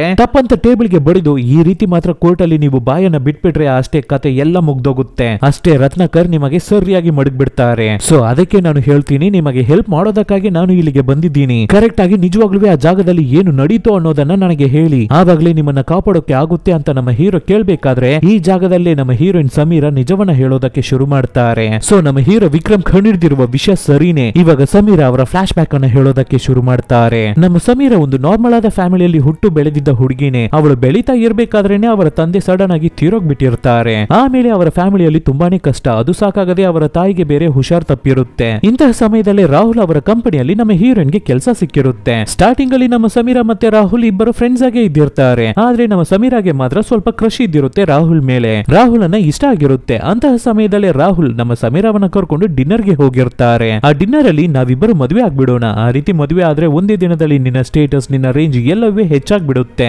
ನಿನ್ನ ಹಣ ಕಷ್ಟ ನಿನ್ನನ್ನ ಬಿಟ್ಟು ಹೋಗ್ಬಿಡುತ್ತೆ, ನಿಮ್ಮ ತಾಯಿಯನ್ನ ಕೂಡ ಕಾಪಾಡ್ಬಿಡ್ಬಹುದು ಅನ್ನೋ ತರ ಮಣಿ ಬೇಸಲ್ಲಿ ಮಾತಾಡ್ತಾ ಇದ್ದಿರ್ತಾರೆ ರಾಹುಲ್. ಇದನ್ನ ಕೇಳಿದ ನಮ್ಮ ಸಮೀರಾ, ಹಾಗಾದ್ರೆ ನಿಜವಾಗ್ಲೂ ನೀವು ನನ್ನನ್ನ ಲವ್ ಮಾಡ್ತಾ ಇಲ್ವಾ ಅಂತ ಕೇಳ್ಬೇಕಾದ್ರೆ ಲವ್ ಗಿವ್ ಎಲ್ಲ ಏನೂ ಇಲ್ಲ, ಹೊರಗಡೆ ಪ್ರಪಂಚಕ್ಕೆ ಮಾತ್ರ ನೀನು ನಾನು ಗಂಡ ಹೆಂಡತಿಯಾಗಿ ಬದುಕೋಣ, ಅದನ್ನ ಬಿಟ್ಟು ಬೇರೆ ಏನೂ ಇರಲ್ಲ, ನನ್ನ ಲೈಫ್ ಬೇರೆ ತರ, ಅದು ನಿನಗೆ ಅರ್ಥ ಆಗಲ್ಲ ಅಂತ ಹೇಳ್ಬೇಕಾದ್ರೆ ನಿಜವಾಗ್ಲೂ ಈ ರಾಹುಲ್ ಒಬ್ಬ ಗೇ ಅನ್ನೋ ವಿಷಯ ನಮ್ಮ ಸಮೀರಾಗೆ ಗೊತ್ತಾಗ್ಬಿಡುತ್ತೆ. ಆದ್ರೂ ಫ್ಯಾಮಿಲಿ ಕಷ್ಟ, ಅಮ್ಮನ್ಗೆ ಹುಷಾರಿಲ್ಲ. ಸೊ ಬೇರೆ ದಾರಿನೇ ಇಲ್ಲದೆ ರಾಹುಲ್ ಅನ್ನ ಮದುವೆ ಆಗಿರ್ತಾರೆ ಸಮೀರಾ. ಮದುವೆ ಆದ ಮೇಲೆ ಎಲ್ಲವೂ ಸರಿ ಹೋಗುತ್ತೆ, ನಾವು ಚೇಂಜ್ ಮಾಡ್ಕೊ ಬಿಡೋಣ ಅಂತ ಅನ್ಕೊಂಡೇನೆ ನಮ್ಮ ಸಮೀರಾ ರಾಹುಲ್ ಅನ್ನ ಮದುವೆ ಆಗಿರ್ತಾರೆ. ಆದ್ರೆ ಕೆಟ್ಟ ಘಟನೆ ಏನು ಅಂದ್ರೆ ಹನಿಮೂನ್ ಅಲ್ಲೇ ನಮ್ಮ ರಾಹುಲ್ ಬಗ್ಗೆ ಗೊತ್ತಾಗ್ಬಿಡುತ್ತೆ ಸಮೀರಾಗೆ ಚೆನ್ನಾಗಿ. ಹನಿಮೂನ್ ಗಾಗಿ ಒಂದು ದೊಡ್ಡ ಕ್ರೂಸ್ ಶಿಪ್ ಅಲ್ಲಿ ಹೋಗಿರ್ತಾರೆ. ಆ ರೀತಿ ಹೋಗಿರ್ಬೇಕಾದ್ರೆ ಬೇರೆ ಒಬ್ಬ ಹುಡುಗನ ಜೊತೆ ರೂಮ್ ಒಳಗಡೆ ಹೋಗ್ತಾರೆ ರಾಹುಲ್. ನಮ್ಮ ಸಮೀರಾಗೆ ಬೇರೆ ಒಂದು ರೂಮ್ ಅನ್ನ ಹಾಕೊಟ್ಟು ಅವರನ್ನ ಸಪರೇಟ್ ಆಗಿ ಕಳ್ಸಿರ್ತಾರೆ. ಆ ಜಾಗದಲ್ಲಿ ಇವರಿಗೆ ಗೊತ್ತಾಗ್ಬಿಡುತ್ತೆ ಗೊತ್ತಾಗ್ಬಿಡ್ತಂತೆ ಇದನ್ನ ಯಾವಾಗ್ಲೂ ಚೇಂಜ್ ಮಾಡೋಕೆ ಆಗಲ್ಲ ಅಂತ. ಸೊ ಆಮೇಲಿಂದ ತುಂಬಾ ಕಷ್ಟಗಳನ್ನ ಸಹಿಸ್ಕೊಂಡೆ ಈ ಜೀವನವನ್ನ ನಾನು ಬದುಕ್ತಾ ಇದ್ದೀನಿ ಅಂತ ನಮ್ಮ ಹೀರೋಗೆ ಹೇಳ್ಬೇಕಾದ್ರೆ ಸರಿ ಓಕೆ, ಆದ್ರೆ ಈ ವಿಷಯ ನಮ್ಮ ಆಪೋಸಿಟ್ ವಕೀಲ್ ಅವರಿಗೆ ಮಾತ್ರ ಗೊತ್ತಾಗ್ಲೇಬಾರ್ದು. ಅಕಸ್ಮಾತ್ ಗೊತ್ತಾಯ್ತು ಅಷ್ಟೇ ಈ ಪ್ರಪಂಚಕ್ಕೆ ನಿಮ್ಮ ಮೇಲೆ ಇರುವ ಸಿಂಪತಿ ಎಲ್ಲವೇ ಹಾಳೋಗ್ಬಿಡುತ್ತೆ ಅನ್ನೋ ತರ ನಮ್ಮ ಹೀರೋ ಹೇಳ್ತಾನೆ ಇರ್ಬೇಕಾದ್ರೆ ಈ ಕೇಸಿಗೂ ನನ್ನ ಹಸ್ಬೆಂಡಿಗೂ ಏನು ಕನೆಕ್ಷನ್ ಇರ್ತಾ ಇದೆ ಅಂತ ಸಮೀರಾ ಕೇಳ್ತಾರೆ. ನೋಡಿ ಕೋರ್ಟ್ ಕೇಸು ಅಂತ ಬಂದ್ರೇನೆ ಎಲ್ಲವನ್ನು ಕೆದಕ್ತಾರೆ, ಇವು ಎಲ್ಲವನ್ನು ಫೇಸ್ ಮಾಡೋದಕ್ಕೆ ನಾವು ರೆಡಿ ಆಗಿರ್ಬೇಕು, ಇದನ್ನೆಲ್ಲ ನಿಮ್ಮ ಲಾಯರ್ ಬ್ಯಾನರ್ಜಿ ಅವರು ಹೇಳ್ಕೊಡಲಿಲ್ವಾ ಅನ್ನೋ ತರ ಹೇಳ್ಬೇಕಾದ್ರೆ ಹಾಗೆ ಕಟ್ ಮಾಡಿ ಬ್ಯಾನರ್ಜಿ ಅವರನ್ನೇ ನಮಗೆ ತೋರಿಸ್ತಾರೆ. ಅವರು ಎಲ್ಲಿಗೆ ಹೋಗ್ತಾ ಇದ್ದಾರೆ ಅಂದ್ರೆ ಮಡಿಕೇರಿಗೆ ಹೋಗ್ತಾ ಇದ್ದಾರೆ. ಮಡಿಕೇರಿಗೆ ಬಂದು ಲ್ಯಾಂಡ್ ಆಗಿದ್ದ ತಕ್ಷಣ ವೆಲ್ಕಮ್ ಟು ಮಡಿಕೇರಿ ಅಂತ ಒಂದು ಮೆಸೇಜ್ ಅವರಿಗೆ ಡ್ರಾಪ್ ಆಗುತ್ತೆ. ಆ ಮೆಸೇಜ್ ಅನ್ನ ನೋಡಿದ ತಕ್ಷಣ ಗಾಬರಿ ಆಗ್ತಾರೆ. ಸೊ ತಕ್ಷಣ ಫೋನ್ ಅನ್ನ ತಗೊಂಡು ಸಮೀರಾ ಅವರಿಗೆ ಕಾಲ್ ಮಾಡಿ ನಮ್ಮನ್ನ ಯಾರು ಫಾಲೋ ಮಾಡ್ತಾ ಇದ್ದಾರೆ, ನಾವು ಹುಷಾರಾಗಿರ್ಬೇಕು ಅಂತ ಹೇಳ್ಬೇಕಾದ್ರೆ ಅದಕ್ಕೆ ನಮ್ಮ ಸಮೀರಾ ಏನೇ ಆದ್ರೂ ಪರವಾಗಿಲ್ಲ, ನೀವು ಆ ಜಾಗಕ್ಕೆ ಹೋಗ್ಲೇಬೇಕು, ಅಲ್ಲಿರುವ ಎವಿಡೆನ್ಸ್ ಅನ್ನ ತಗೊಳ್ಳೇಬೇಕು ಅಂತ ಹೇಳ್ತಾರೆ. ಇವಾಗ ಹಾಗೆ ಕಟ್ ಮಾಡಿದ್ರೆ ಮತ್ತೆ ನಮ್ಮ ಹೀರೋ ಸಮೀರಾ ಹತ್ರ ಇನ್ವೆಸ್ಟಿಗೇಷನ್ ಅನ್ನ ಶುರು ಮಾಡ್ತಾರೆ. ನಿಮ್ಮಿಂದ ಶೂಟ್ ಮಾಡಿ ಸಾಯಿಸಲಾಗಿರುವ ಆ DSP ಅಶೋಕ್ ಕುಮಾರ್ ಅನ್ನ ಇದಕ್ಕೂ ಮುಂಚೆನೆ ನಿಮಗೆ ಗೊತ್ತಾ ಅಂತ ಕೇಳ್ಬೇಕಾದ್ರೆ 2 ವರ್ಷಗಳಿಂದಾನೇ ಅವರನ್ನ ನನಗೆ ಗೊತ್ತು, ರಾಹುಲ್ ಅವರ ಕಂಪನಿಯ security head DSP Ashok Kumar, ಹಾಗೇನೆ ನನಗೆ ಗೊತ್ತು, ಅದನ್ನ ಬಿಟ್ಟು ನನಗೆ ಬೇರೆ ಏನು ಗೊತ್ತಿಲ್ಲ ಅಂತ ಹೇಳ್ಬೇಕಾದ್ರೆ ಅದಕ್ಕೆ ಹೀರೋ ಹೌದಾ, ಹಾಗಾದ್ರೆ ಇದನ್ನ ನೋಡಿ DSP ಅಶೋಕ್ ಕುಮಾರ್ ಮರ್ಡರ್ ಆಗಿದ್ದ ದಿನ ನಿಮ್ಮ ರೂಮಿಗೆ ಬಂದಿದ್ದಾರೆ, ಆಮೇಲೆ 1.5 ಗಂಟೆ ಟೈಮ್ ನಂತರವೇ ಅವರು ತೀರೋಗಿರೋದು, ಹಾಗಾದ್ರೆ ಆ 1.5 ಗಂಟೆ ಟೈಮ್ ಇನ್ ಬಿಟ್ವೀನ್ ಏನ್ ನಡೀತಾ ಇತ್ತು, ಏನನ್ನ ಮಾಡ್ತಾ ಇದ್ರಿ ಅನ್ನೋದನ್ನ ನಾನು ತಿಳ್ಕೊಬಹುದಾ ಅಂತ ಕೇಳ್ಬೇಕಾದ್ರೆ ಆ ಕ್ವಶನ್ಗೆ ಏನನ್ನ ಉತ್ತರ ಕೊಡೋದು ಅಂತ ಯೋಚನೆ ಮಾಡ್ತಾ ಇರ್ತಾರೆ ಸಮೀರಾ. ಆವಾಗ ನಮ್ಮ ಹೀರೋ ಇನ್ನೊಂದು ಟ್ವಿಸ್ಟ್ ಅನ್ನ ಕೊಡ್ತಾರೆ. ನೋಡಿ ಒಂದು ಫೋಟೋವನ್ನ ತೆಗೆದುಕೊಟ್ಟು ಇದು ಏನು ಅಂತ ನೆನಪಿದೆಯಾ, ನಿಮ್ಮ ಕಾಲೇಜ್ ಡೇಸ್ ಅಲ್ಲಿ ತಗೊಂಡಿರುವ ಫೋಟೋ, ಇದು ಯಾರು, ಕೊನೆಯಲ್ಲಿ DSP ಅಶೋಕ್ ಕುಮಾರ್ ರೀತಿನೇ ಒಬ್ಬರು ಕಾಣಿಸ್ತಾ ಇದ್ದಾರಲ್ಲ ಅನ್ನೋ ತರ ಹೇಳಿ ಪಾಯಿಂಟ್ ಔಟ್ ಮಾಡ್ತಾರೆ. ನೋಡಿದ್ರೆ ನಿಜವಾಗ್ಲೂ ಅಶೋಕ್ ಕುಮಾರ್ ಇರ್ತಾ ಇದ್ದಾರೆ ಆ ಫೋಟೋಲಿ. ಇವಾಗ್ಲೂ ನಾನು ಹೇಳ್ತಾ ಇದ್ದೀನಿ, ಸುಮ್ನೆ ಕೇಸನ್ನ ನೋಡ್ಬೇಕಾದ್ರೇನೆ ನನಗೆ ಇಷ್ಟೊಂದು ವಿಷಯ ಗೊತ್ತಾಗ್ಲಿಕ್ಕೆ ಬಂದಿದೆ. ಈ ವಿಷಯ ಮಾತ್ರ ನಮ್ಮ ಆಪೋನೆಂಟ್ ಗೆ ಗೊತ್ತಾದ್ರೆ ಅಷ್ಟೇ ಇದೊಂದು ಇಲ್ಲಿಗಲ್ ಅಫೇರ್ ಕೇಸ್ ಅಂತ ಕೇಸನ್ನೇ ಡೈವರ್ಟ್ ಮಾಡಿ ಬಿಡ್ತಾರೆ. ಮತ್ತೆ ನಾನು ಹೇಳ್ತಾ ಇದ್ದೀನಿ, ನಿಜವನ್ನ ಮಾತ್ರ ಹೇಳಿ, ಆವಾಗ್ಲೇ ನಾನು ನಿಮಗೆ ಸಹಾಯ ಮಾಡೋಕೆ ಆಗುತ್ತೆ ಅಂತ ಹೇಳ್ಬೇಕಾದ್ರೆ ಇವಾಗ ಮತ್ತೆ ನಮ್ಮ ಸಮೀರಾ ಇನ್ನೊಂದು ಫ್ಲಾಶ್ ಬ್ಯಾಕ್ ಅನ್ನ ಹೇಳ್ತಾರೆ. ಅದು ಏನು ಅಂದ್ರೆ ಇವರಿಗೆ ಗೊತ್ತಾಗ್ಬಿಟ್ಟಿದೆ ಇವರ ಹಸ್ಬೆಂಡ್ ಒಬ್ಬ ಗೇ ಅನ್ನೋ ವಿಷಯ, ಆದ್ರಿಂದ ಅವರ ಹತ್ರದಿಂದ ಇವರಿಗೆ ಯಾವುದೇ ತರ ಪ್ರೀತಿನೂ ಲವ್ ಸಿಕ್ಕಿರಲ್ಲ. ಅಂತ ಸಮಯದಲ್ಲಿ ಒಂದು ಮಾಲ್ ಅಲ್ಲಿ DSP ಅಶೋಕ್ ಕುಮಾರ್ ಅನ್ನ ಮೀಟ್ ಮಾಡಿದ್ದಾರೆ ಸಮೀರಾ. ಸೊ ಹಳೆ ಫ್ರೆಂಡ್ಸ್ ಹಳೆ ನೆನಪುಗಳ ಜೊತೆ ಮಾತಾಡೋದಕ್ಕೆ ಶುರು ಮಾಡಿದ್ದಾರೆ. ಆವಾಗ ಮೀಟೋ ಆಗಿರ್ತಾರೆ, ಒಂಥರ ಫ್ರೆಂಡ್ಲಿ ಆಗಿ ಹೋಗಿರುತ್ತೆ ಇವರ ರಿಲೇಶನ್ಶಿಪ್. ನಮ್ಮ ಸಮೀರಾ ಅವರನ್ನ ತುಂಬಾನೇ ಫ್ರೆಂಡ್ ಆಗಿ ನೋಡಿರ್ತಾಳೆ. ಆ ರೀತಿ ಇರ್ಬೇಕಾದ್ರೇನೆ ಯಾವಾಗ ನಮ್ಮ ಸಮೀರಾ ಮಡಿಕೇರಿಗೆ ಬಂದಿರುವ ವಿಷಯ ಅಶೋಕ್ ಕುಮಾರ್ಗೆ ಗೊತ್ತಾಯ್ತೋ ಅವನುವೇ ಅವರನ್ನ ಫಾಲೋ ಮಾಡಿ ಹಿಂದೆನೆ ಬಂದಿರ್ತಾನೆ. ಬಂದಿದ್ದ ಜಾಗದಲ್ಲಿ ಫ್ರೆಂಡ್ಲಿ ಆಗಿ ಕೂತು ನನ್ನ ಜೊತೆ ಚೆನ್ನಾಗಿ ಮಾತಾಡ್ತಾ ಇದ್ದ, ಆದ್ರೆ ಹೋಗ್ತಾ ಹೋಗ್ತಾನೆ ಅವನ ರಿಯಲ್ ಫೇಸ್ ನನಗೆ ಅರ್ಥ ಆಗ್ಲಿಕ್ಕೆ ಬಂತು, ನನ್ನನ್ನ ರೇಪ್ ಮಾಡೋದಕ್ಕೆ ಟ್ರೈ ಮಾಡ್ದ, ಆಮೇಲೆ ಎಲ್ಲ ವಿಷಯವೂ ನಡೆದೋಗಿದ್ದು. ಸೊ 1.5 ಗಂಟೆ ಟೈಮಲ್ಲಿ ನಡೆದಿದ್ದ ವಿಷಯ ಇದೇನೆ ಅಂತ ಹೀರೋಯಿನ್ ಹೇಳ್ಬೇಕಾದ್ರೆ ಅದಕ್ಕೆ ನಮ್ಮ ಹೀರೋ ಓಕೆ, ಹಾಗಾದ್ರೆ ಆ 1.5 ಗಂಟೆ ಟೈಮ್ ಬಗ್ಗೆ ಕ್ವಶನ್ ಏನಾದ್ರೂ ಬಂದ್ರೆ ನೀವು ಏನನ್ನ ಮಾಡ್ಬೇಕು ಗೊತ್ತಾ, ಅಶೋಕ್ ಕುಮಾರ್ ಒಳಗಡೆ ಬಂದಿದ್ದ ತಕ್ಷಣ ನಿಮ್ಮ ತಲೆಗೆ ಹೊಡೆದ್ಬಿಟ್ಟ, ಆಮೇಲೆ ಏನಾಯ್ತು ಅನ್ನೋದೇ ನಿಮಗೆ ನೆನಪಿಲ್ಲ, ಸೊ ನೀವು ಅನ್ಕಾನ್ಶಿಯಸ್ ಆಗ್ಬಿಟ್ಟಿದ್ದೀರಾ, ಈ ತರನೇ ಕೋರ್ಟ್ ಅಲ್ಲಿ ನೀವು ಹೇಳ್ಬೇಕು ಆಯ್ತಾ. ಸರಿ ಓಕೆ, ಇವಾಗ ಒಂದು ಐಡಿಯಾವನ್ನ ಕೊಟ್ಟಿದ್ದೀನಿ, ಇದಕ್ಕೂ ಮುಂಚೆನೆ ಒಂದು ಐಡಿಯಾನ ಕೊಟ್ಟಿದ್ದೀನಿ, ಒಂದು ಐಡಿಯಾಗೆ 20 ಲಕ್ಷ, ಟೋಟಲ್ ಆಗಿ 2 ಐಡಿಯಾ 40 ಲಕ್ಷ, ಓಕೆನಾ ಅಂತ ಹೀರೋ ಹೇಳ್ತಾ ಇರ್ತಾನೆ. ಬಂದಾಗ್ಲಿಂದ ಬರೀ ಮನಿ ಮೈಂಡೆಡ್ ಜೊತೆನೆ ಮಾತಾಡ್ತಾ ಇದ್ದಿದ್ದಾನೆ ನಮ್ಮ ಹೀರೋ. ಇದು ನಮ್ಮ ಹೀರೋಯಿನ್ಗೂ ಅರ್ಥ ಆಗ್ಲಿಕ್ಕೆ ಬರುತ್ತೆ, ಆದ್ರೂ ಈ ಕೇಸಿಂದ ಹೊರಗಡೆ ಬರ್ಬೇಕಲ್ವಾ, ಆದ್ರಿಂದ ಅವರು ಕೂಡ ಸರಿ ಅಂತ ಹೇಳ್ತಾರೆ ಸಮೀರಾ. ಇವಾಗ ಹಾಗೆ ಕಟ್ ಮಾಡಿ ನಮ್ಮ ಹೀರೋಯಿನ್ ಅವರ ವಕೀಲ್ ಬ್ಯಾನರ್ಜಿಯನ್ನ ತೋರಿಸ್ತಾರೆ. ಅವರು ಎಲ್ಲಿಗೆ ಬಂದಿದ್ದಾರೆ ಅಂದ್ರೆ ಮಡಿಕೇರಿಯಲ್ಲಿ ಇರುವ ಆ ರೆಸಾರ್ಟ್ ಗೆನೆ ಬಂದಿರ್ತಾರೆ, ಅಂದ್ರೆ ಕ್ರೈಮ್ ನಡೆದಿರುವ ಸ್ಪಾಟ್ ಗೆನೆ ಬಂದಿರ್ತಾರೆ. ಅಲ್ಲಿಗೆ ಹೋಗಿ ಡಿಫ್ರೆಂಟ್ ಆಗಿ ಫೋಟೋಸ್ ಅನ್ನ ತಗೊಂಡು ಅದನ್ನ ಹೀರೋಯಿನ್ ಗೆ ಕಳಿಸ್ಬಿಟ್ಟು ಮೆಸೇಜ್ ಅಲ್ಲಿ ಏನನ್ನ ಹೇಳ್ತಾರೆ ಅಂದ್ರೆ ನನ್ನ ಕೈಯಲ್ಲಿ ಒಳಗಡೆ ಹೋಗೋಕೆ ಆಗ್ತಾ ಇಲ್ಲ, ಎಲ್ಲಿ ನೋಡಿದ್ರು ಪೊಲೀಸರ್ಸ್ ನಿಂತಿದ್ದಾರೆ ಅಂತ ಹೇಳ್ಬೇಕಾದ್ರೆ ಆ ಮೆಸೇಜ್ ಅನ್ನ ನೋಡಿದ ನಮ್ಮ ಹೀರೋಯಿನ್ ಏನೇ ಆದ್ರೂ ಪರವಾಗಿಲ್ಲ, ನೀವು ಆ ಎವಿಡೆನ್ಸ್ ಅನ್ನ ತಗೊಳ್ಳೇಬೇಕು, ದಯವಿಟ್ಟು ಅದನ್ನ ಹೇಗಾದ್ರೂ ತಗೊಳ್ಳಿ, ಆ ಎವಿಡೆನ್ಸ್ ಮಾತ್ರ ಇಲ್ಲ ಅಂದ್ರೆ ಅಷ್ಟೇ ಕತೆ ಮುಗೀತು ಅಂತ ಮೆಸೇಜ್ ಮಾಡ್ತಾನೆ ಇರ್ಬೇಕಾದ್ರೆ ನಮ್ಮ ಹೀರೋಯಿನ್ ಅವಳು ಗಾಬರಿಯಾಗಿ ಇರ್ತಾ ಇರುವ ಫೇಸ್ ಅನ್ನ ನಮ್ಮ ಹೀರೋ ನೋಡ್ಬಿಡ್ತಾನೆ. ಏನು ಮೇಡಮ್ ತುಂಬಾನೇ ಗಾಬರಿಯಾಗಿ ಇರ್ತಾ ಇದ್ದೀರಾ, ಏನಾದ್ರೂ ಐಡಿಯಾ ಬೇಕು ಅಂದ್ರೆ ನನ್ನ ಹತ್ರ ಕೇಳಿ, ತುಂಬಾ ಐಡಿಯಾಸ್ ಅನ್ನ ನಾನು ಕೊಡ್ತೀನಿ ಅಂತ ಹೇಳ್ಬೇಕಾದ್ರೆ ಫಟ್ ಅಂತ ಹೀರೋಯಿನ್ ಏನನ್ನ ಹೇಳ್ತಾಳೆ ಅಂದ್ರೆ ಒಂದು ಲಾಕ್ ಆಗಿರುವ ರೂಮ್, ಅದ್ರ ಮುಂದೆನೆ ಪೊಲೀಸರ್ಸ್ ಎಲ್ಲ ನಿಂತಿದ್ದಾರೆ. ಸೊ ಆ ರೂಮ್ ಒಳಗಡೆ ಹೋಗಿ ಅಲ್ಲಿರುವ ಎವಿಡೆನ್ಸ್ ನ ತಗೋಬೇಕು ಅಂದ್ರೆ ಅದನ್ನ ಹೇಗೆ ತಗೊಳ್ಳೋದು ಅಂತ ಕೇಳ್ಬೇಕಾದ್ರೆ ಐಡಿಯಾನೆಲ್ಲ ಈಸಿಯಾಗಿ ಕೊಟ್ಬಿಡ್ತೀನಿ, ಅದಕ್ಕೆ ಖರ್ಚಾಗುತ್ತಲ್ಲ ಅಂತ ಹೀರೋ ಹೇಳ್ಬೇಕಾದ್ರೆ ಎಷ್ಟಾಗುತ್ತೆ ಅಂತ ಸಮೀರಾ ಕೇಳ್ತಾಳೆ. ಏನು ಒಂದು 30 ಲಕ್ಷ ಆಗ್ಬಹುದು. ಸರಿ ಓಕೆ, ಐಡಿಯಾವನ್ನ ಹೇಳಿ ಅಂತ ಸಮೀರಾ ಹೇಳ್ತಾಳೆ. ಏನೋ 30 ಲಕ್ಷಕ್ಕೆ ಓಕೆನಾ, ಹಾಗಾದ್ರೆ ಏನೋ ಇಂಪಾರ್ಟೆಂಟ್ ಆದ ಮ್ಯಾಟರ್ ಅನ್ಸುತ್ತಲ್ಲ. ಸರಿ ಓಕೆ ಕೇಳಿ, ಫಸ್ಟ್ ಅಲ್ಲಿರುವ ಗಾರ್ಡ್ಸ್ ಅನ್ನ ನಾವು ಡಿಸ್ಟ್ರಾಕ್ಟ್ ಮಾಡಬೇಕು, ಏನಾದ್ರೂ ಒಂದು ಚಿಕ್ಕ ಅಲಾರಂ ಸದ್ದು, ಈ ರೀತಿಯ ಸದ್ದೇನೆ ಸಾಕು ಅವ್ರಗಳನ್ನ ಡಿಸ್ಟ್ರಾಕ್ಟ್ ಮಾಡಿ ಬಿಡಬಹುದು. ಆ ಗ್ಯಾಪ್ ಅಲ್ಲಿ ನೀವು ಒಳಗಡೆ ಹೋಗಿ ಏನನ್ನ ಬೇಕೋ ಅದನ್ನ ತಗೊಂಡು ಹೊರಗಡೆ ಬಂದ್ಬಿಡಬಹುದು ಅಂತ ಹೀರೋ ಹೇಳ್ಬೇಕಾದ್ರೆ ಈ ಐಡಿಯಾವನ್ನ ಸಮೀರ ಕೇಳ್ಕೊಂಡು ಲಾಯರ್ ಬ್ಯಾನರ್ಜಿಗೆ ಹೇಳ್ತಾ ಇರ್ತಾರೆ. ಆದ್ರೆ ಅದೇ ಸಮಯದಲ್ಲಿ ನಮ್ಮ ಹೀರೋ ಅವನಿಗೆ ಒಂದು ಫೋನ್ ಕಾಲ್ ಬರುತ್ತೆ. ಆ ಕಾಲ್ ಅಲ್ಲಿ 1 ವರ್ಷದ ಹಿಂದೆ ನಡೆದಿರುವ ಯಾವುದೋ ಒಂದು ಹಳೆ ಕೇಸ್ ಬಗ್ಗೆ ಕೇಳ್ತಾ ಇದ್ದಾರೆ ಅನ್ಸುತ್ತೆ. ಏನಯ್ಯ 1 ವರ್ಷದ ಹಿಂದೆ ನಡೆದಿರುವ ಕೇಸು, ಹಳೆ ಕೇಸು, ಅದು ಅದ್ರ ಬಗ್ಗೆ ಏನು ಇವಾಗ? ಅದೆಲ್ಲ ಆಗಲ್ಲ, ನಾನು ತುಂಬಾನೇ ಬ್ಯುಸಿ ಆಗಿರ್ತಾ ಇದ್ದೀನಿ, ನಾನು ಬಂದ ಮೇಲೆ ಅದನ್ನ ನೋಡ್ಕೊಳ್ಳೋಣ ಅಂತ ಹೇಳಿ ಹೀರೋ ಫೋನ್ ಅನ್ನ ಕಟ್ ಮಾಡ್ಬೇಕಾದ್ರೆ ಇದನ್ನ ಕೇಳಿದ ಸಮೀರಾಗೆ ಈ ಕೇಸ್ ಬಗ್ಗೆ ಕ್ಯೂರಿಯಸ್ ಆಗ್ಬಿಡುತ್ತೆ. ಸೊ ನಮ್ಮ ಹೀರೋ ಹತ್ರ ಬಂದು ಏನದು ಹಳೆ ಕೇಸು, 1 ವರ್ಷದ ಹಿಂದೆ ಕೇಸು? ಅದು ಏನು ಇಲ್ಲ, ಅದು ನನ್ನ ಹಳೆ ಕೇಸು ಅಂತ ಹೇಳ್ತಾನೆ. ಪರವಾಗಿಲ್ಲ ಹೇಳಿ ಅಂತ ಇನ್ನವೇ ತುಂಬಾನೇ ಕ್ಯೂರಿಯಸ್ ಆಗಿ ಕೇಳ್ತಾರೆ ಸಮೀರ. ಸರಿ ಮೇಡಮ್, ನೀವು ಇಷ್ಟೊಂದು ಕ್ಯೂರಿಯಸ್ ಆಗಿ ಕೇಳೋದ್ರಿಂದ ನಾನು ಹೇಳ್ತೀನಿ. ಸರಿಯಾಗಿ 1 ವರ್ಷದ ಹಿಂದೆ ನಾನು ಕೆಲಸ ಮಾಡ್ತಾ ಇದ್ದ ಸ್ಟೇಷನ್ ಅಲ್ಲಿ ಒಂದು ರೀತಿ ಗಲಾಟೆ ಆಗ್ತಾ ಇತ್ತು. ಏನು ಅಂತ ನೋಡಿದ್ರೆ ನನ್ನ ಸ್ಟೇಷನ್ಗೆ ಕಂಪ್ಲೇಂಟ್ ಕೊಡೋದಕ್ಕಾಗಿ ಆದರ್ಶ್ ಅಂತ ಒಬ್ಬ ಹುಡುಗ ಬಂದಿದ್ದ. ಅವನು ಒಬ್ಬ ಕ್ಯಾನ್ಸರ್ ಪೇಷಂಟ್. 3 ದಿನಗಳ ಹಿಂದೆ ಅವರ ತಂದೆ ಕಾಣೆ ಆಗ್ಬಿಟ್ರಂತೆ. ಸೊ ಆ ಕಂಪ್ಲೇಂಟ್ ಅನ್ನು ಕೊಡೋದಕ್ಕಾಗಿ 3 ದಿನಗಳಾಗಿ ಸ್ಟೇಷನ್ ಅಲ್ಲಿ ಕಾದಿದ್ದಾನೆ ಅನ್ಸುತ್ತೆ. ಆದ್ರಿಂದ ಅನ್ಕಾನ್ಶಿಯಸ್ ಆಗಿ ಅಲ್ಲೇ ಬಿದ್ದೋದ. ಆದ್ರಿಂದ ಹೀರೋ ಆ ಹುಡುಗನನ್ನ ಸೆಪರೇಟ್ ಆಗಿ ಕರ್ಕೊಂಡು ಹೋಗಿ ಮಾತಾಡಿರ್ತಾರೆ. ವಿನಯ್ ವರ್ಮಾ ಅಂತ ಊರಲ್ಲೇ ಒಬ್ಬರು ದೊಡ್ಡ ಸಾಹುಕಾರರು, ಅವರ ಮಗನೇ ಈ ಹುಡುಗ ಆದರ್ಶ. ಅಂದ್ರೆ ಸಾಹುಕಾರರು ಅಂತ ಗೊತ್ತಾಗಿದ್ದ ತಕ್ಷಣ ನಮ್ಮ ಹೀರೋ ಬಗ್ಗೆ ಕೇಳ್ಬೇಕಾ? ಮನಿ ಮೈಂಡೆಡ್ ಫೆಲೋ, ಹಣಕ್ಕಾಗಿ ಏನನ್ನ ಬೇಕಾದ್ರೂ ಮಾಡ್ತಾರೆ ಅಲ್ವಾ? ಸೊ ಆದರ್ಶನ ಸೆಪರೇಟ್ ಆಗಿ ಕರ್ಕೊಂಡು ಹೋಗಿ, ನೀನು ಎಷ್ಟು ಸಲ ಈ ಸ್ಟೇಷನ್ ಅಲ್ಲಿ ಅನ್ಕಾನ್ಶಿಯಸ್ ಆಗಿ ಬಿದ್ರು ಕೂಡ ಒಂದು ನಾರ್ಮಲ್ ಆದ ಮಿಸ್ಸಿಂಗ್ ಕೇಸ್ ಅನ್ನ ಈ ಸ್ಟೇಷನ್ ಅವರು ಕೇರ್ ಮಾಡಲ್ಲ. ಆದ್ರೆ ಇದನ್ನ ನಾನು ನಿನಗಾಗಿ ಪರ್ಸನಲ್ ಆಗಿ ಮಾಡ್ತೀನಿ. ಆದ್ರೆ ಆ ರೀತಿ ನಾನು ಮಾಡ್ಬೇಕಂದ್ರೆ ಸ್ವಲ್ಪ ಹಣ ಖರ್ಚಾಗುತ್ತೆ, 10 ಲಕ್ಷ ಆಗುತ್ತೆ. ಪರವಾಗಿಲ್ವಾ, ನಿನ್ನ ಕೈಯಲ್ಲಿ ಕೊಡೋಕೆ ಆಗುತ್ತಾ ಅಂತ ಕೇಳ್ಬೇಕಾದ್ರೆ ಅದಕ್ಕೆ ಆದರ್ಶ, ಪರವಾಗಿಲ್ಲ ಸರ್, ನಾನು ಕೊಟ್ಬಿಡ್ತೀನಿ, ಕ್ಯಾಶ್ ಆಗಿ ನಿಮ್ಮ ಕೈಯಲ್ಲೇ ಕೂಡ ಕೊಟ್ಬಿಡ್ತೀನಿ, ದಯವಿಟ್ಟು ಹೇಗಾದ್ರೂ ನಮ್ಮ ತಂದೆಯನ್ನ ಕಂಡಿಡಿದು ಕೊಡಿ ಸರ್ ಅಂತ ಕೇಳ್ಬೇಕಾದ್ರೆ ಆ ಜಾಗದಲ್ಲಿ ವಿನಯ್ ವರ್ಮಾ ಅವರನ್ನ ಕಂಡುಹಿಡಿಯೋದಕ್ಕಾಗಿ ಪರ್ಸನಲ್ ಆಗಿ ಇಳಿದಿರ್ತಾರೆ ನಮ್ಮ ಹೀರೋ. ಫಸ್ಟ್ ಮನೆಯಿಂದಾನೇ ಇನ್ವೆಸ್ಟಿಗೇಷನ್ ಅನ್ನ ಶುರು ಮಾಡಿರ್ತಾರೆ. ಆದರ್ಶ ಅವರ ತಾಯಿ ಏನನ್ನ ಹೇಳ್ತಾರೆ ಅಂದ್ರೆ, ವಿನಯ್ ವರ್ಮಾ ಕಾಣೆ ಆಗಿದ್ದ ದಿನ ಈ ಊರಲ್ಲಿ ದೇವಸ್ಥಾನ ಕಟ್ಟೋದಕ್ಕಾಗಿ ಕಲೆಕ್ಟರ್ ಅನ್ನ ಮೀಟ್ ಮಾಡಿ ಮಾತಾಡಬೇಕು ಅಂತ ಹೋಗಿರ್ತಾರೆ ವಿನಯ್ ವರ್ಮಾ. ಆವತ್ತು ಈ ಆದರ್ಶ್ ಹುಡುಗನಿಗೆ ಕ್ಯಾನ್ಸರ್ ಇರೋದ್ರಿಂದ ಈಮೋಥೆರಪಿ ಟ್ರೀಟ್ಮೆಂಟ್ ಅನ್ನ ಕೊಡೋದಕ್ಕಾಗಿ ಈ ತಾಯಿ ಅವರು ಹುಡುಗನನ್ನ ಕರ್ಕೊಂಡು ಬ್ಯಾಂಗ್ಳೂರ್ಗೆ ಹೋಗಿದ್ದು ಬಂದಿರ್ತಾರೆ. ಬಂದು ನೋಡ್ಬೇಕಾದ್ರೇನೆ ಮನೆಯಲ್ಲಿ ವಿನಯ್ ವರ್ಮಾ ಅವರ ಕಾರ್ ಇದಿದೆ, ಆದ್ರೆ ವಿನಯ್ ವರ್ಮಾ ಅವರನ್ನ ಕಾಣ್ತಾ ಇಲ್ಲ. ಅದನ್ನ ತಾಯಿ ಅವರು ಹೇಳ್ಬೇಕಾದ್ರೆ ನೆಕ್ಸ್ಟ್ ನಮ್ಮ ಹೀರೋ ವಿನಯ್ ವರ್ಮಾ ಅವರ ರೂಮ್ ಅನ್ನ ಹೋಗಿ ಚೆಕ್ ಮಾಡಿ ನೋಡ್ತಾರೆ. ಆ ಜಾಗದಲ್ಲಿ ಆದರ್ಶ್, ಇದು ನಮ್ಮ ತಂದೆಯವರ ಫೋನ್ ಅಂತ ನಮ್ಮ ಹೀರೋ ಹತ್ರ ತಂದು ಕೊಡ್ತಾವನೆ. ಸೊ ಫೋನ್ ಅನ್ನ ತಗೊಂಡು ಹಾಗೆ ಹೊರಗಡೆ ಬಂದು ವಿನಯ್ ವರ್ಮಾ ಅವರ ಕಾರ್ ಅನ್ನ ನೋಡ್ತಾ ಇರ್ತಾರೆ ಹೀರೋ. ನೋಡಿದ್ರೆ ಸ್ಕ್ರಾಚಸ್ ಆಗಿದೆ, ಸೈಡ್ ಅಲ್ಲಿ ಆಕ್ಸಿಡೆಂಟ್ ಆಗಿರೋ ರೀತಿ ಇರ್ತಾ ಇದೆ, ಮತ್ತೆ ಸೈಡ್ ಅಲ್ಲಿ ಮಿರರ್ ಅನ್ನು ಕಾಣ್ತಾ ಇಲ್ಲ. ಮನೆಯಲ್ಲಿ ಅವರ ಕಾರು ಇರ್ತಾ ಇದೆ, ಅವರ ಫೋನು ಇರ್ತಾ ಇದೆ, ಆದ್ರೆ ಅವರು ಮಾತ್ರ ಮಿಸ್ ಆಗ್ಬಿಟ್ಟಿದ್ದಾರಲ್ಲ ಅಂತ ಮತ್ತೆ ಆದರ್ಶ್ ಅವರ ತಾಯಿ ಹತ್ರ ವಿಚಾರಿಸ್ತಾ ಇರ್ತಾರೆ ಹೀರೋ. ಅವತ್ತು ಬೇರೆ ಏನಾದ್ರೂ ಅನ್ಯೂಶುವಲ್ ಆಗಿ ನಡೀತಾ ಅಂತ ಕೇಳ್ಬೇಕಾದ್ರೆ ಅವರು ಚೆನ್ನಾಗಿ ಯೋಚನೆ ಮಾಡ್ಬಿಟ್ಟು ಇಲ್ಲ ಅಂತ ಹೇಳೋಕೆ ಬಂದು ಕೊನೆಯದಾಗಿ ಒಂದು ವಿಷಯವನ್ನ ಹೇಳ್ತಾರೆ. ಆವತ್ತು ನಾವು ಆದರ್ಶವನ್ನ ಟ್ರೀಟ್ಮೆಂಟ್ ಅನ್ನ ಮುಗಿಸ್ಕೊಂಡು ಮನೆಗೆ ರಿಟರ್ನ್ ಬರ್ತಾ ಇರ್ಬೇಕಾದ್ರೆ ಜೋರಾಗಿ ಮಳೆ ಬರ್ತಾ ಇತ್ತು. ಆ ಜೋರು ಮಳೆಯಲ್ಲಿ ಒಬ್ಬಳು ಹುಡುಗಿ ಮಾತ್ರ ಒಬ್ಬೊಂಟಿಯಾಗಿ ನಡೆದು ಹೋಗ್ತಾ ಇದ್ಲು. ಸಡನ್ ಆಗಿ ನಮ್ಮ ಹತ್ರ ಲಿಫ್ಟ್ ಅನ್ನ ಕೇಳ್ಬೇಕಾದ್ರೆ ನಾವು ಲಿಫ್ಟ್ ಅನ್ನ ಕೊಟ್ವಿ. ಆ ಹುಡುಗಿಯ ಹೆಸರು ಕೂಡ ವೈಷ್ಣವಿ ಅಂತ ಹೇಳಿದ್ಲು ಅಂತ ಅವ್ರು ಹೇಳ್ಬೇಕಾದ್ರೆ ತಕ್ಷಣ ನಮ್ಮ ಹೀರೋ ಆದರ್ಶನ ಕರ್ಕೊಂಡು ಆ ಹುಡುಗಿಗೆ ಲಿಫ್ಟ್ ಕೊಟ್ಟಿದ್ದ ಜಾಗಕ್ಕೆ ಬರ್ತಾರೆ. ಮತ್ತು ಸುತ್ತಮುತ್ತ ನಮ್ಮ ಹೀರೋ ನೋಡ್ತಾನೆ ಇರ್ಬೇಕಾದ್ರೇನೆ ಆವಾಗ ವಿನಯ್ ವರ್ಮಾ ಅವರ ನಂಬರಿಗೆ ಕಾಲ್ ಬಂದಿರುತ್ತೆ. ಯಾರು ಕಾಲ್ ಮಾಡಿದ್ದಾರೆ ಅಂತ ಚೆಕ್ ಮಾಡಿ ನೋಡ್ಬೇಕಾದ್ರೆ ವಿನಯ್ ವರ್ಮಾ ಅವರ ಬ್ಯಾಂಕ್ ಮ್ಯಾನೇಜರ್ ಕಾಲ್ ಮಾಡಿರ್ತಾರೆ. ನೀವು ತಗೊಂಡಿದ್ದ 60 ಲಕ್ಷ ಲೋನ್ ಅನ್ನ ಕ್ಲಿಯರ್ ಮಾಡ್ಬಿಟ್ಟಿದ್ದೀರಲ್ವಾ, ಅದಕ್ಕಾದ ಡಾಕ್ಯುಮೆಂಟ್ಸ್ ಅನ್ನ ಬಂದು ತಗೊಂಡು ಹೋಗಿ ಸರ್ ಅನ್ನೋ ರೀತಿ ಹೇಳ್ತಾ ಇರ್ತಾರೆ. ಇವಾಗ ನೆಕ್ಸ್ಟ್ ಸೀನೆ ಆ ಜಾಗಕ್ಕೆ ನಮ್ಮ ಹೀರೋ ಆದರ್ಶನ ಕರ್ಕೊಂಡು ಹೋಗ್ತಾರೆ. ಅಲ್ಲಿಗೆ ಹೋಗಿ ವಿಚಾರಿಸ್ತಾರೆ. ಆ ರೀತಿ ವಿಚಾರಣೆ ಮಾಡ್ಬೇಕಾದ್ರೆ ಈ ವಿನಯ್ ವರ್ಮಾ ಅವರು 60 ಲಕ್ಷ ಲೋನ್ ಅನ್ನ ತಗೊಂಡಿರ್ತಾರೆ ಆ ಬ್ಯಾಂಕ್ ಇಂದ. ಆಲ್ರೆಡಿ ಅವರ ಅಕೌಂಟ್ ಅಲ್ಲಿ 11 ಲಕ್ಷ ಇದ್ದಿರುತ್ತೆ. ಮಿಕ್ಕಿರುವ 49 ಲಕ್ಷ ಚೈ ಅಂತ ಅನ್ನೋ ಹೆಸರಲ್ಲಿ ಸಿಂಗಾಪುರ್ ಅಕೌಂಟ್ ಇಂದ ಇವರ ಅಕೌಂಟ್ ಗೆ ಟ್ರಾನ್ಸ್ಫರ್ ಆಗಿರುತ್ತೆ. ಸೊ ಅದನ್ನ ಇಟ್ಟನೆ ಲೋನ್ ಅನ್ನ ಪ್ರೀ ಕ್ಲೋಸ್ಟರ್ ಮಾಡಿದ್ದಾರೆ ಅವರು ಅನ್ನೋ ವಿಷಯ ಗೊತ್ತಾಗಬೇಕಾದ್ರೆ ಇದನ್ನ ಕೇಳಿದ ತಕ್ಷಣ ನಮ್ಮ ಹೀರೋ ಅವರ ಪಿಸಿಗೆ ಕಾಲ್ ಮಾಡಿ 3 ವಿಷಯವನ್ನ ಮಾಡೋದಕ್ಕೆ ಹೇಳ್ತಾರೆ. ಫಸ್ಟ್ ವಿನಯ್ ವರ್ಮಾ ಮಿಸ್ಸಿಂಗ್ ಅನ್ನೋದನ್ನ ಪೋಸ್ಟರ್ ಆಗಿ ಹೊಡೆದು ಊರ್ ಪೂರ್ತಿ ಅಂಟಿಸಿ. ಎರಡನೇದು ಅವರು ಎಲ್ಲಿಗೆ ಹೋಗಿದ್ದಾರೆ, ಎಲ್ಲಿಗೆ ಬಂದಿದ್ದಾರೆ ಅನ್ನೋದು, ಮತ್ತೆ ಅವರ ಮೊಬೈಲ್ ಲೊಕೇಶನ್, ಸಿಸಿಟಿವಿ ಫುಟೇಜ್ ಈ ರೀತಿ ಏನಾದ್ರೂ ಸಿಕ್ಕಿದ್ರೆ ಅದನ್ನ ಕಲೆಕ್ಟ್ ಮಾಡಿ ಇಡಿ. ಕೊನೆಯದಾಗಿ ಆ ಚಯಂದ್ ಅನ್ನುವ ಸಿಂಗಾಪುರ್ ಅಕೌಂಟ್, ಆ ಅಕೌಂಟ್ ಬಗ್ಗೆ ವಿಚಾರಿಸಿ ಅಂತ ನಮ್ಮ ಹೀರೋ ಆರ್ಡರ್ಸ್ ಅನ್ನು ಕೊಡ್ತಾ ಇರ್ಬೇಕಾದ್ರೇನೆ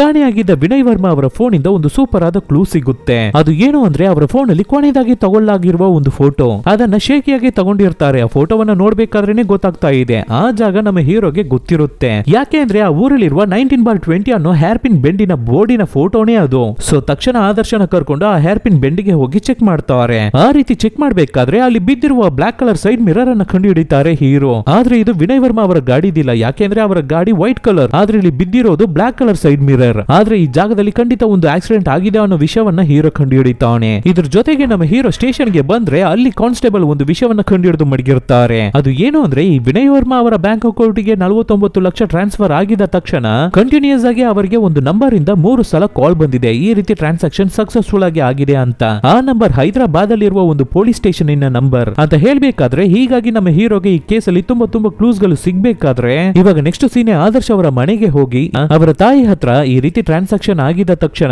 ಪರ್ಟಿಕ್ಯುಲರ್ ಆಗಿ ಹೈದರಾಬಾದ್ ಒಂದು ಪೊಲೀಸ್ ಸ್ಟೇಷನ್ ಇಂದ ನಿಮ್ಮ ಹಸ್ಬೆಂಡ್ ಗೆ ಕಾಲ್ ಬಂದಿದೆ ಅಂತ ಹೇಳ್ಬೇಕಾದ್ರೆ ಅವರು ಕನ್ಫ್ಯೂಷನ್ ಗೆ ಒಳಗಾಗ್ತಾರೆ. ತಾಯಿ ಏನು ಸರ್ ಹೇಳ್ತಾ ಇದ್ದೀರಾ, ನನ್ನ ಹಸ್ಬೆಂಡ್ ಕಾಣೆ ಆಗಿರೋದಕ್ಕೂ ಆ ಸಿಂಗಾಪುರ್ ಅಕೌಂಟಿಗೂ ಹೈದರಾಬಾದ್ ಪೊಲೀಸ್ ಸ್ಟೇಷನ್ಗೂ ಏನು ಕನೆಕ್ಷನ್ ಇರ್ತಾ ಇದೆ ಅಂತ ಕೇಳ್ಬೇಕಾದ್ರೆ, ಅದನ್ನ ಕಂಡುಹಿಡಿಯೋದು ತಾನೇ ನನ್ನ ಕೆಲಸ ಅಂತ ನಮ್ಮ ಹೀರೋ ಅನ್ಕೊಂಡಿದ್ದಾರೆ. ಆದ್ರೆ ಆ ಜಾಗದಲ್ಲಿ ಒಂದು ಚಿಕ್ಕ ಟ್ವಿಸ್ಟ್. ಅದು ಏನು ಅಂದ್ರೆ, ಈ ರೀತಿ ನಮ್ಮ ಹೀರೋ ಅನ್ಅಫಿಷಿಯಲ್ ಆಗಿ ವಿನಯ್ ವರ್ಮಾ ಅವರ ಕೇಸನ್ನ ಹ್ಯಾಂಡಲ್ ಮಾಡ್ತಾ ಇರೋದು ದೊಡ್ಡ ಆಫೀಸರ್ಸ್ ಗೆ ಗೊತ್ತಾಗ್ಲಿಕ್ಕೆ ಬಂದಿದೆ. ನೀನು ಹಣಕ್ಕಾಗಿ ಏನೆಲ್ಲ ಮಾಡ್ತೀಯ ಅನ್ನೋದು ನಮಗೆ ಗೊತ್ತು, ಇನ್ ಮುಂದೆ ನೀನು ಅನ್ಅಫಿಷಿಯಲ್ ಆಗಿ ಯಾವುದೇ ಕೇಸನ್ನು ವಿಚಾರಣೆ ಮಾಡಬಾರ್ದು ಅನ್ನೋ ತರ ದೊಡ್ಡ ಆಫೀಸರ್ ಹೇಳ್ಬೇಕಾದ್ರೆ, ಬೇರೆ ದಾರಿನೇ ಇಲ್ಲದೆ ಆ ಕೇಸ್ ಬಗ್ಗೆ ವಿಚಾರಣೆ ಮಾಡೋದನ್ನ ಸ್ಟಾಪ್ ಮಾಡಿ ಬಿಡ್ತಾನೆ ಹೀರೋ. ಆದ್ರೆ ಆದರ್ಶ್ ಅವನಿಗೆ ಇದ್ದಿದ್ದ ಒಂದೇ ಒಂದು ನಂಬಿಕೆ, ನಮ್ಮ ಹೀರೋ ಕಂಟಿನ್ಯೂಸ್ ಆಗಿ ನಮ್ಮ ಹೀರೋಗೆ ಕಾಲ್ ಮಾಡಿದ್ದಾನೆ. ನಮ್ಮ ಹೀರೋನು ವಾಂಟೆಡ್ ಆಗಿ ಅವನನ್ನ ಅವಾಯ್ಡ್ ಮಾಡಿರ್ತಾರೆ. ಆದ್ರಿಂದ ಒಂದು ದಿನ ಡೈರೆಕ್ಟ್ ನಮ್ಮ ಹೀರೋ ಅವರ ಮನೆಗೆ ಬಂದು ಅಳೋದಕ್ಕೇನೆ ಶುರು ಮಾಡ್ಕೊಬಿಟ್ಟಿರ್ತಾನೆ. ಅದಕ್ಕೆ ನಮ್ಮ ಹೀರೋ, ಸಾರಿ ಕಣಪ್ಪ ತಮ್ಮ, ನನ್ನ ಕೈಯಲ್ಲಿ ಇದ್ರ ಮೇಲೆ ಏನನ್ನೂ ಮಾಡೋಕೆ ಆಗಲ್ಲ ಅಂತ ಹೇಳ್ಬೇಕಾದ್ರೆ, ಅದಕ್ಕೆ ಹುಡುಗ, ಸರ್ ಇದು ಬೇಕಾದ್ರೆ ನಿಮಗೆ ನಾರ್ಮಲ್ ಆದ ಕೇಸ್ ಆಗಿರ್ಬಹುದು, ಆದ್ರೆ ನನಗೆ ಹಾಗಿಲ್ಲ ಸರ್, ಅವರು ನಮ್ಮ ತಂದೆ,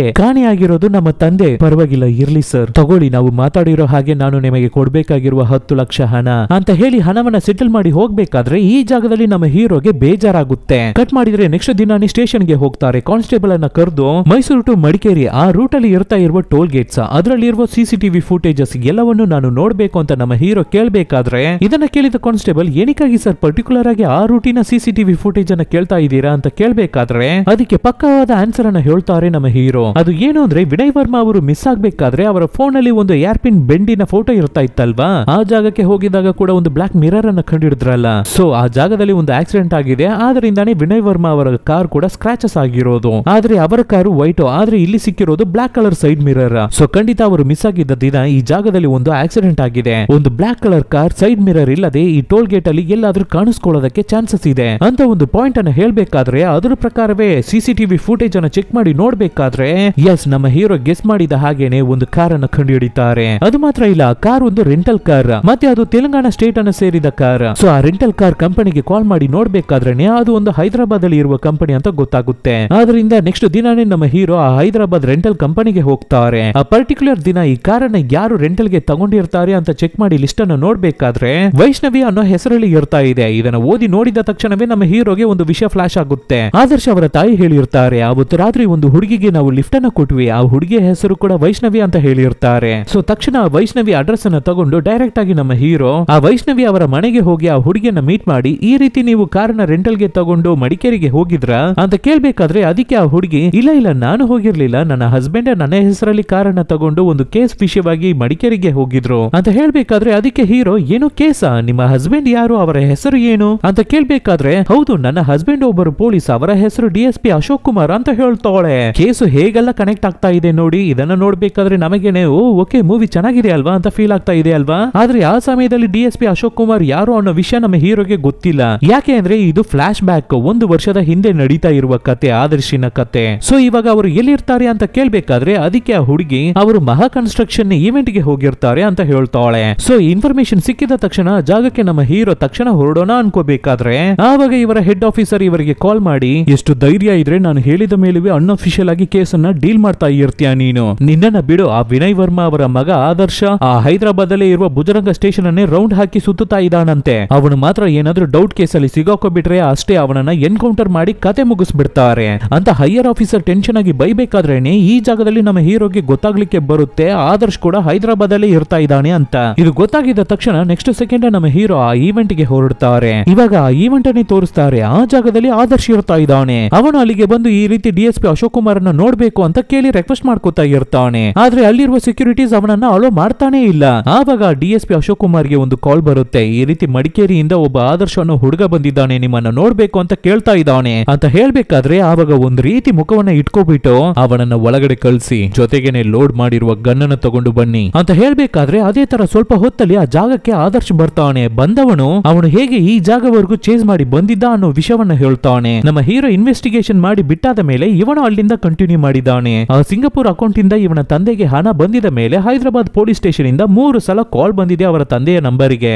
ಆ ಸ್ಟೇಷನ್ DSP ನೇ ಈ ಅಶೋಕ್ ಕುಮಾರ್, ಇವರ ನಂಬರ್ ಇಂದಾನೇ ಇವರ ತಂದೆಗೆ ಕಾಲ್ ಬಂದಿರುತ್ತೆ. ಸೊ ಖಂಡಿತ ನಿಮಗೂ ನಮ್ಮ ತಂದೆ ಕಾಣೆ ಆಗಿರೋದಕ್ಕೂ ಏನೋ ಒಂದು ಕನೆಕ್ಷನ್ ಇರ್ತಾ ಇದೆ, ನಿಮಗೆ ಅದ್ರ ಬಗ್ಗೆ ಗೊತ್ತಿದೆ, ಅದಕ್ಕೇನೆ ನಿಮ್ಮನ್ನ ಹುಡುಕಿ ಬಂದಿದ್ದೀನಿ ಅಂತ ಹೇಳ್ತಾ ಇರ್ತಾನೆ. ಇದನ್ನ ಕೇಳಿ ಟೆನ್ಷನ್ ಆದ ಅಶೋಕ್ ಕುಮಾರ್, ಏನು ನೀನು ಲೂಸ್ ರೀತಿ ಮಾತಾಡ್ತಾ ಇದೆಯಲ್ಲ, ನನಗೂ ವಿನಯ್ ವರ್ಮಾ ಅವರು ಕಾಣೆಯಾಗಿರೋದಕ್ಕೂ ಯಾವುದೇ ತರ ಸಂಬಂಧನೂ ಇಲ್ಲ ಅಂತ ಒಂದು ರೀತಿ ತುಂಬಾನೇ ಕೋಪದಿಂದ ಹೇಳ್ಬೇಕಾದ್ರೆ ಆ ಜಾಗದಲ್ಲಿ ಒಂದು ವಿಷಯವನ್ನು ನೋಟಿಸ್ ಮಾಡ್ತಾನೆ ನಮ್ಮ ಆದರ್ಶ. ಒಂದು ನಿಮಿಷ ಇರಿ ಸರ್, ನಮ್ಮ ತಂದೆಯ ಹೆಸರು ವಿನಯ್ ವರ್ಮಾ ಅಂತಾನೆ ನಾನು ಹೇಳಿರ್ಲಿಲ್ಲ, ಆಮೇಲೆ ಹೇಗೆ ನಿಮಗೆ ಗೊತ್ತು? ಹೇಳಿ ಸರ್, ನಿಜವನ್ನ ಹೇಳಿ ಸರ್ ಅಂತ ಒಂದು ರೀತಿ ಹುಡುಗ ಕಿರ್ಚ್ಕೋಬೇಕಾದ್ರೆ ಆ ಸಮಯದಲ್ಲಿ ಅಶೋಕ್ ಕುಮಾರ್ ಟೆನ್ಷನ್ ಆಗಿ ಅವರ ಕೈಗೆ ಗನ್ನನ್ನ ತಗೊಂಡಿರ್ತಾರೆ. ಆ ಹುಡುಗನನ್ನ ಶೂಟ್ ಮಾಡಿ ಕೊಂದ್ಬಿಡೋಣ ಅಂತ ಹಿಂದೆ ತಿರುಗಬೇಕಾದ್ರೆ ಆ ಜಾಗದಲ್ಲಿ ಆದರ್ಶನ ಕಾಣ್ತಾ ಇಲ್ಲ. ಏನು ಅಂದ್ರೆ ಕರೆಕ್ಟ್ ಆದ ಟೈಮ್ಗೆ ನಮ್ಮ ಹೀರೋ ಬಂದು ಆ ಹುಡುಗನನ್ನ ಕಾಪಾಡಿರ್ತಾರೆ. ಆದರ್ಶನ ಸೆಪರೇಟ್ ಆಗಿ ಕರ್ಕೊಂಡು ಬಂದು, ಏನು ನೀನು ಮೆಂಟಲ್ ರೀತಿ ಬಿಹೇವ್ ಮಾಡ್ತಾ ಇದೆಯಲ್ಲ, ಇಷ್ಟೊತ್ತು ಅವನು ನಿನ್ನನ್ನ ಸಾಯಿಸ್ಬಿಡ್ತಾ ಇದ್ದ, ಅದೇ ನಾನು ಇನ್ವೆಸ್ಟಿಗೇಷನ್ ಮಾಡ್ತಾ ಇದ್ದೀನಲ್ಲ, ಅಷ್ಟರಲ್ಲಿ ನಿನಗೇನು ಅರ್ಜೆಂಟ್ ಅಂತ ಹೇಳಿ ಆ ಜಾಗವನ್ನ ಬಿಟ್ಟು ಹುಡುಗನನ್ನ ಕರ್ಕೊಂಡು ಹೋಗ್ತಾರೆ. ಆ DSP ಅಶೋಕ್ ಕುಮಾರ್ ಅವನ ಕಣ್ಣಿಗೆನೆ ಬೀಳ್ದೆ ಕರ್ಕೊಂಡು ಹೋಗ್ತಾರೆ. ಅದೇ ತರ ಕರ್ಕೊಂಡು ಹೋಗ್ತಾ ಇರ್ಬೇಕಾದ್ರೆ ಇವಾಗ ಸಡನ್ ಆಗಿ ಆದರ್ಶ ಒಂದು ಜಾಗದಲ್ಲಿ ನಿಂತ್ಕೋತಾನೆ.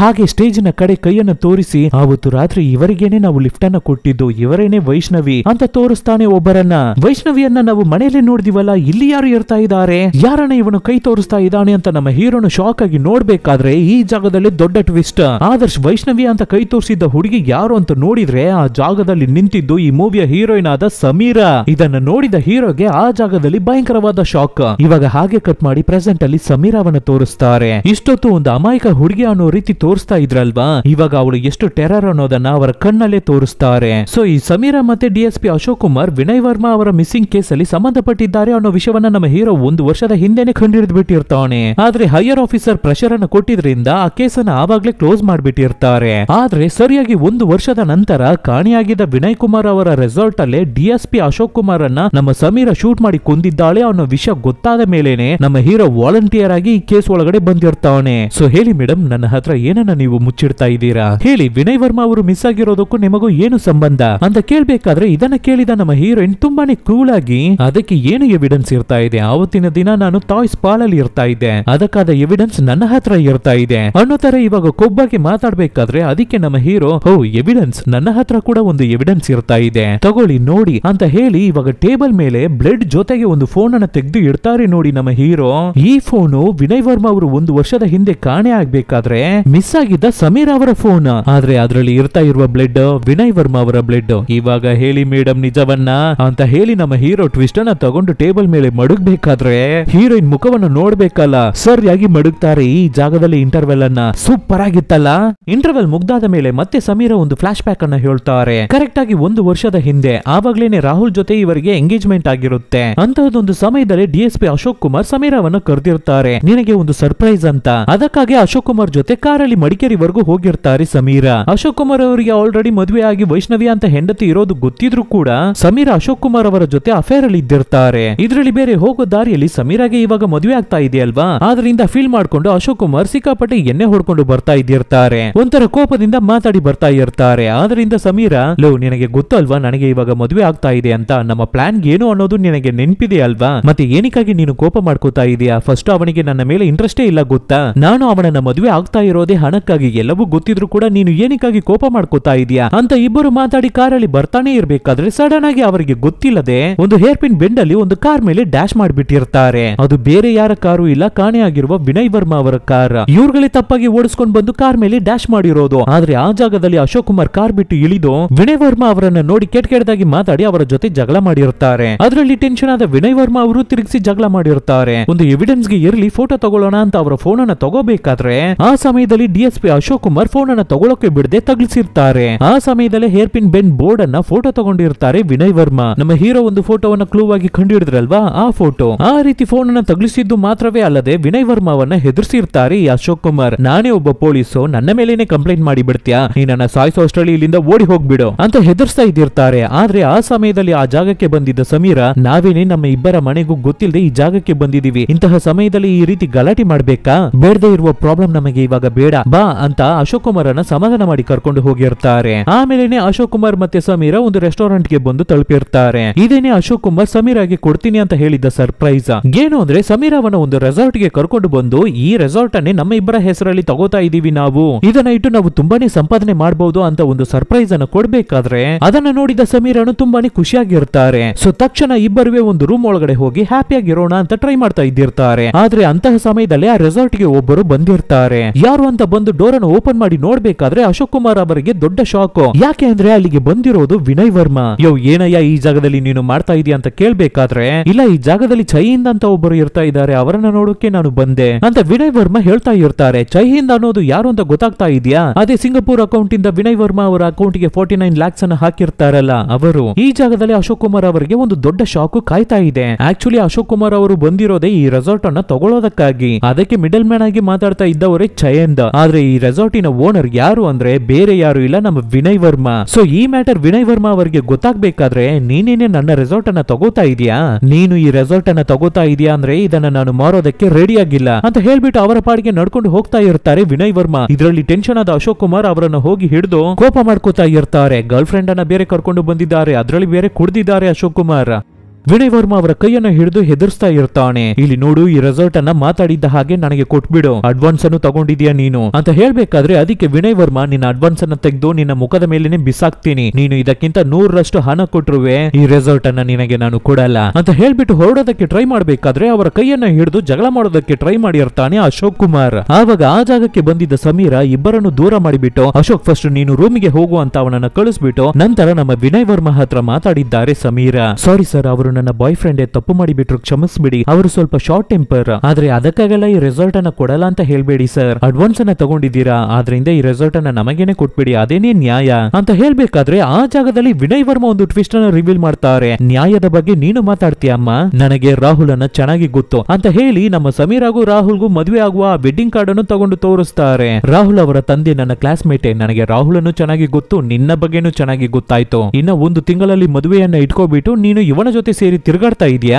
ಮದುವೆಯ ನಂತರವಾದ್ರೂ ನಿಯತ್ತಾಗಿರೋದನ್ನ ಕಲಿ, ನೆಟ್ಟಿಗೆ ಬದುಕು ಅಂತ ಹೇಳ್ಬಿಟ್ಟು ಅಲ್ಲಿಂದ ಹೊರಡೋದಕ್ಕೆ ಟ್ರೈ ಮಾಡ್ತಾರೆ. ಆವಾಗ ಆ ಜಾಗಕ್ಕೆ ಬಂದಿದ್ದ ಅಶೋಕ್ ಕುಮಾರ್ ಏನನ್ನ ಮಾಡಿದ್ದಾರೆ ಅಂದ್ರೆ, ಒಂದೇ ಏಟು ವಿನಯ್ ವರ್ಮಾ ಅವರ ತಲೆಗೆ. ಅದರಲ್ಲಿ ಕೊಲೆಪ್ಸ್ ಆದ ವಿನಯ್ ವರ್ಮಾ ಹಾಗೆ ಪಕ್ಕದಲ್ಲಿ ಇರುವ ಪಾತಾಳಕ್ಕೆ ಬಿದ್ದೋಗಿರ್ತಾರೆ. ಅದನ್ನು ನೋಡಿದ ಸಮೀರಾಗೆ ದೊಡ್ಡ ಶಾಕ್. ಯಾಕೋ ಈ ರೀತಿ ಮಾಡ್ದೆ ಅಂತ ಕೇಳ್ಬೇಕಾದ್ರೆ ಅದಕ್ಕೆ ಅಶೋಕ್ ಕುಮಾರ್, ಅದು ಹೇಗೆ ಅವನು ನಿನ್ನನ್ನ ಹೆದರಿಸಿ ಮಾತಾಡಬಹುದು ಅಂತ ಕುಡಿದಿದ್ದ ಜ್ಞಾನದಲ್ಲಿ ಮಾತಾಡ್ತಾ ಇರ್ಬೇಕಾದ್ರೆ ಆ ಜಾಗದಲ್ಲಿ ಸಮೀರಾ ಒಂದು ವಿಷಯವನ್ನು ನೋಟಿಸ್ ಮಾಡಿದ್ದಾರೆ. ಆವಾಗ್ಲೂ ವಿನಯ್ ವರ್ಮಾ ಅವರು ಜೀವಂತವಾಗಿ ಇದ್ದಿರ್ತಾರೆ ಪಾತಾಳಕ್ಕೆ ಬಿದ್ದಾದ ಮೇಲೆ ಕೂಡ. ಇದನ್ನು ನೋಡಿದ ಸಮೀರಾ ತಕ್ಷಣ ಕೆಳಗಡೆ ಹೋದ್ರೆ ಅವರನ್ನ ಕಾಪಾಡಿ ಬಿಡಬಹುದು ಅಂತ ಹೇಳ್ಬೇಕಾದ್ರೆ ಪಕ್ಕದಲ್ಲೇ ಹಗ್ಗದಿಂದ ಮಾಡಿರುವ ಒಂದು ಏಣಿ ಇರುತ್ತೆ, ಅದನ್ನ ಕೆಳಗಡೆ ಹಾಕಿ ಅಶೋಕ್ ಕುಮಾರ್ ಅನ್ನ ಕೆಳಗಡೆ ಕಳಿಸ್ತಾರೆ. ಹೋಗು, ಅವರನ್ನ ಕಾಪಾಡು, ಬೇಗ ಹೋಗು ಅಂತ ಹೇಳ್ಬೇಕಾದ್ರೆ ಸರಿ ಅಂತ ಅಶೋಕ್ ಕುಮಾರ್ ಎಣ್ಣೆ ಏಟಲ್ಲಿ ಕೆಳಗಡೆ ಹೋಗ್ತಾನೆ. ಆದ್ರೆ ಆ ರೀತಿ ಹೋಗ್ಬೇಕಾದ್ರೆ ಅವರಿಗೆ ಲೆಗ್ ಸ್ಲಿಪ್ ಆಗಿ ಸರಿಯಾಗಿ ಕೆಳಗಡೆ ಲ್ಯಾಂಡ್ ಆಗಿರ್ತಾರೆ. ಅದರಲ್ಲಿ ಅವರಿಗೆ ಕಾಲ್ ಏಟ್ ಆಗ್ಬಿಡುತ್ತೆ. ಆದ್ರಿಂದ ಅವರ ಕೈಯಲ್ಲೂ ಎಲ್ಲೋ ಅಲ್ಲೋಡೋಕೆ ಆಗದೆ ಒಂದೇ ಜಾಗದಲ್ಲಿ ಕೂತು ಬಿಡ್ತಾರೆ. ಸೊ ಬೇರೆ ದಾರಿನೇ ಇಲ್ಲದೆ ಸಮೀರಾ ಅವರೇ ಕೆಳಗಡೆ ಹೋಗಿರ್ತಾರೆ. ಹೋಗಿ ಚೆಕ್ ಮಾಡಿ ನೋಡ್ಬೇಕಾದ್ರೆ ವಿನಯ್ ವರ್ಮಾ ಜೀವಂತವಾಗಿ ಇದ್ದಿದ್ದಾರೆ. ತಕ್ಷಣ ಫೋನ್ ಅನ್ನು ತಗೊಂಡು ಆಂಬುಲೆನ್ಸ್ ಗೆ ಕಾಲ್ ಮಾಡೋಣ ಅಂತ ಸಮೀರಾ ಟ್ರೈ ಮಾಡ್ಬೇಕಾದ್ರೆ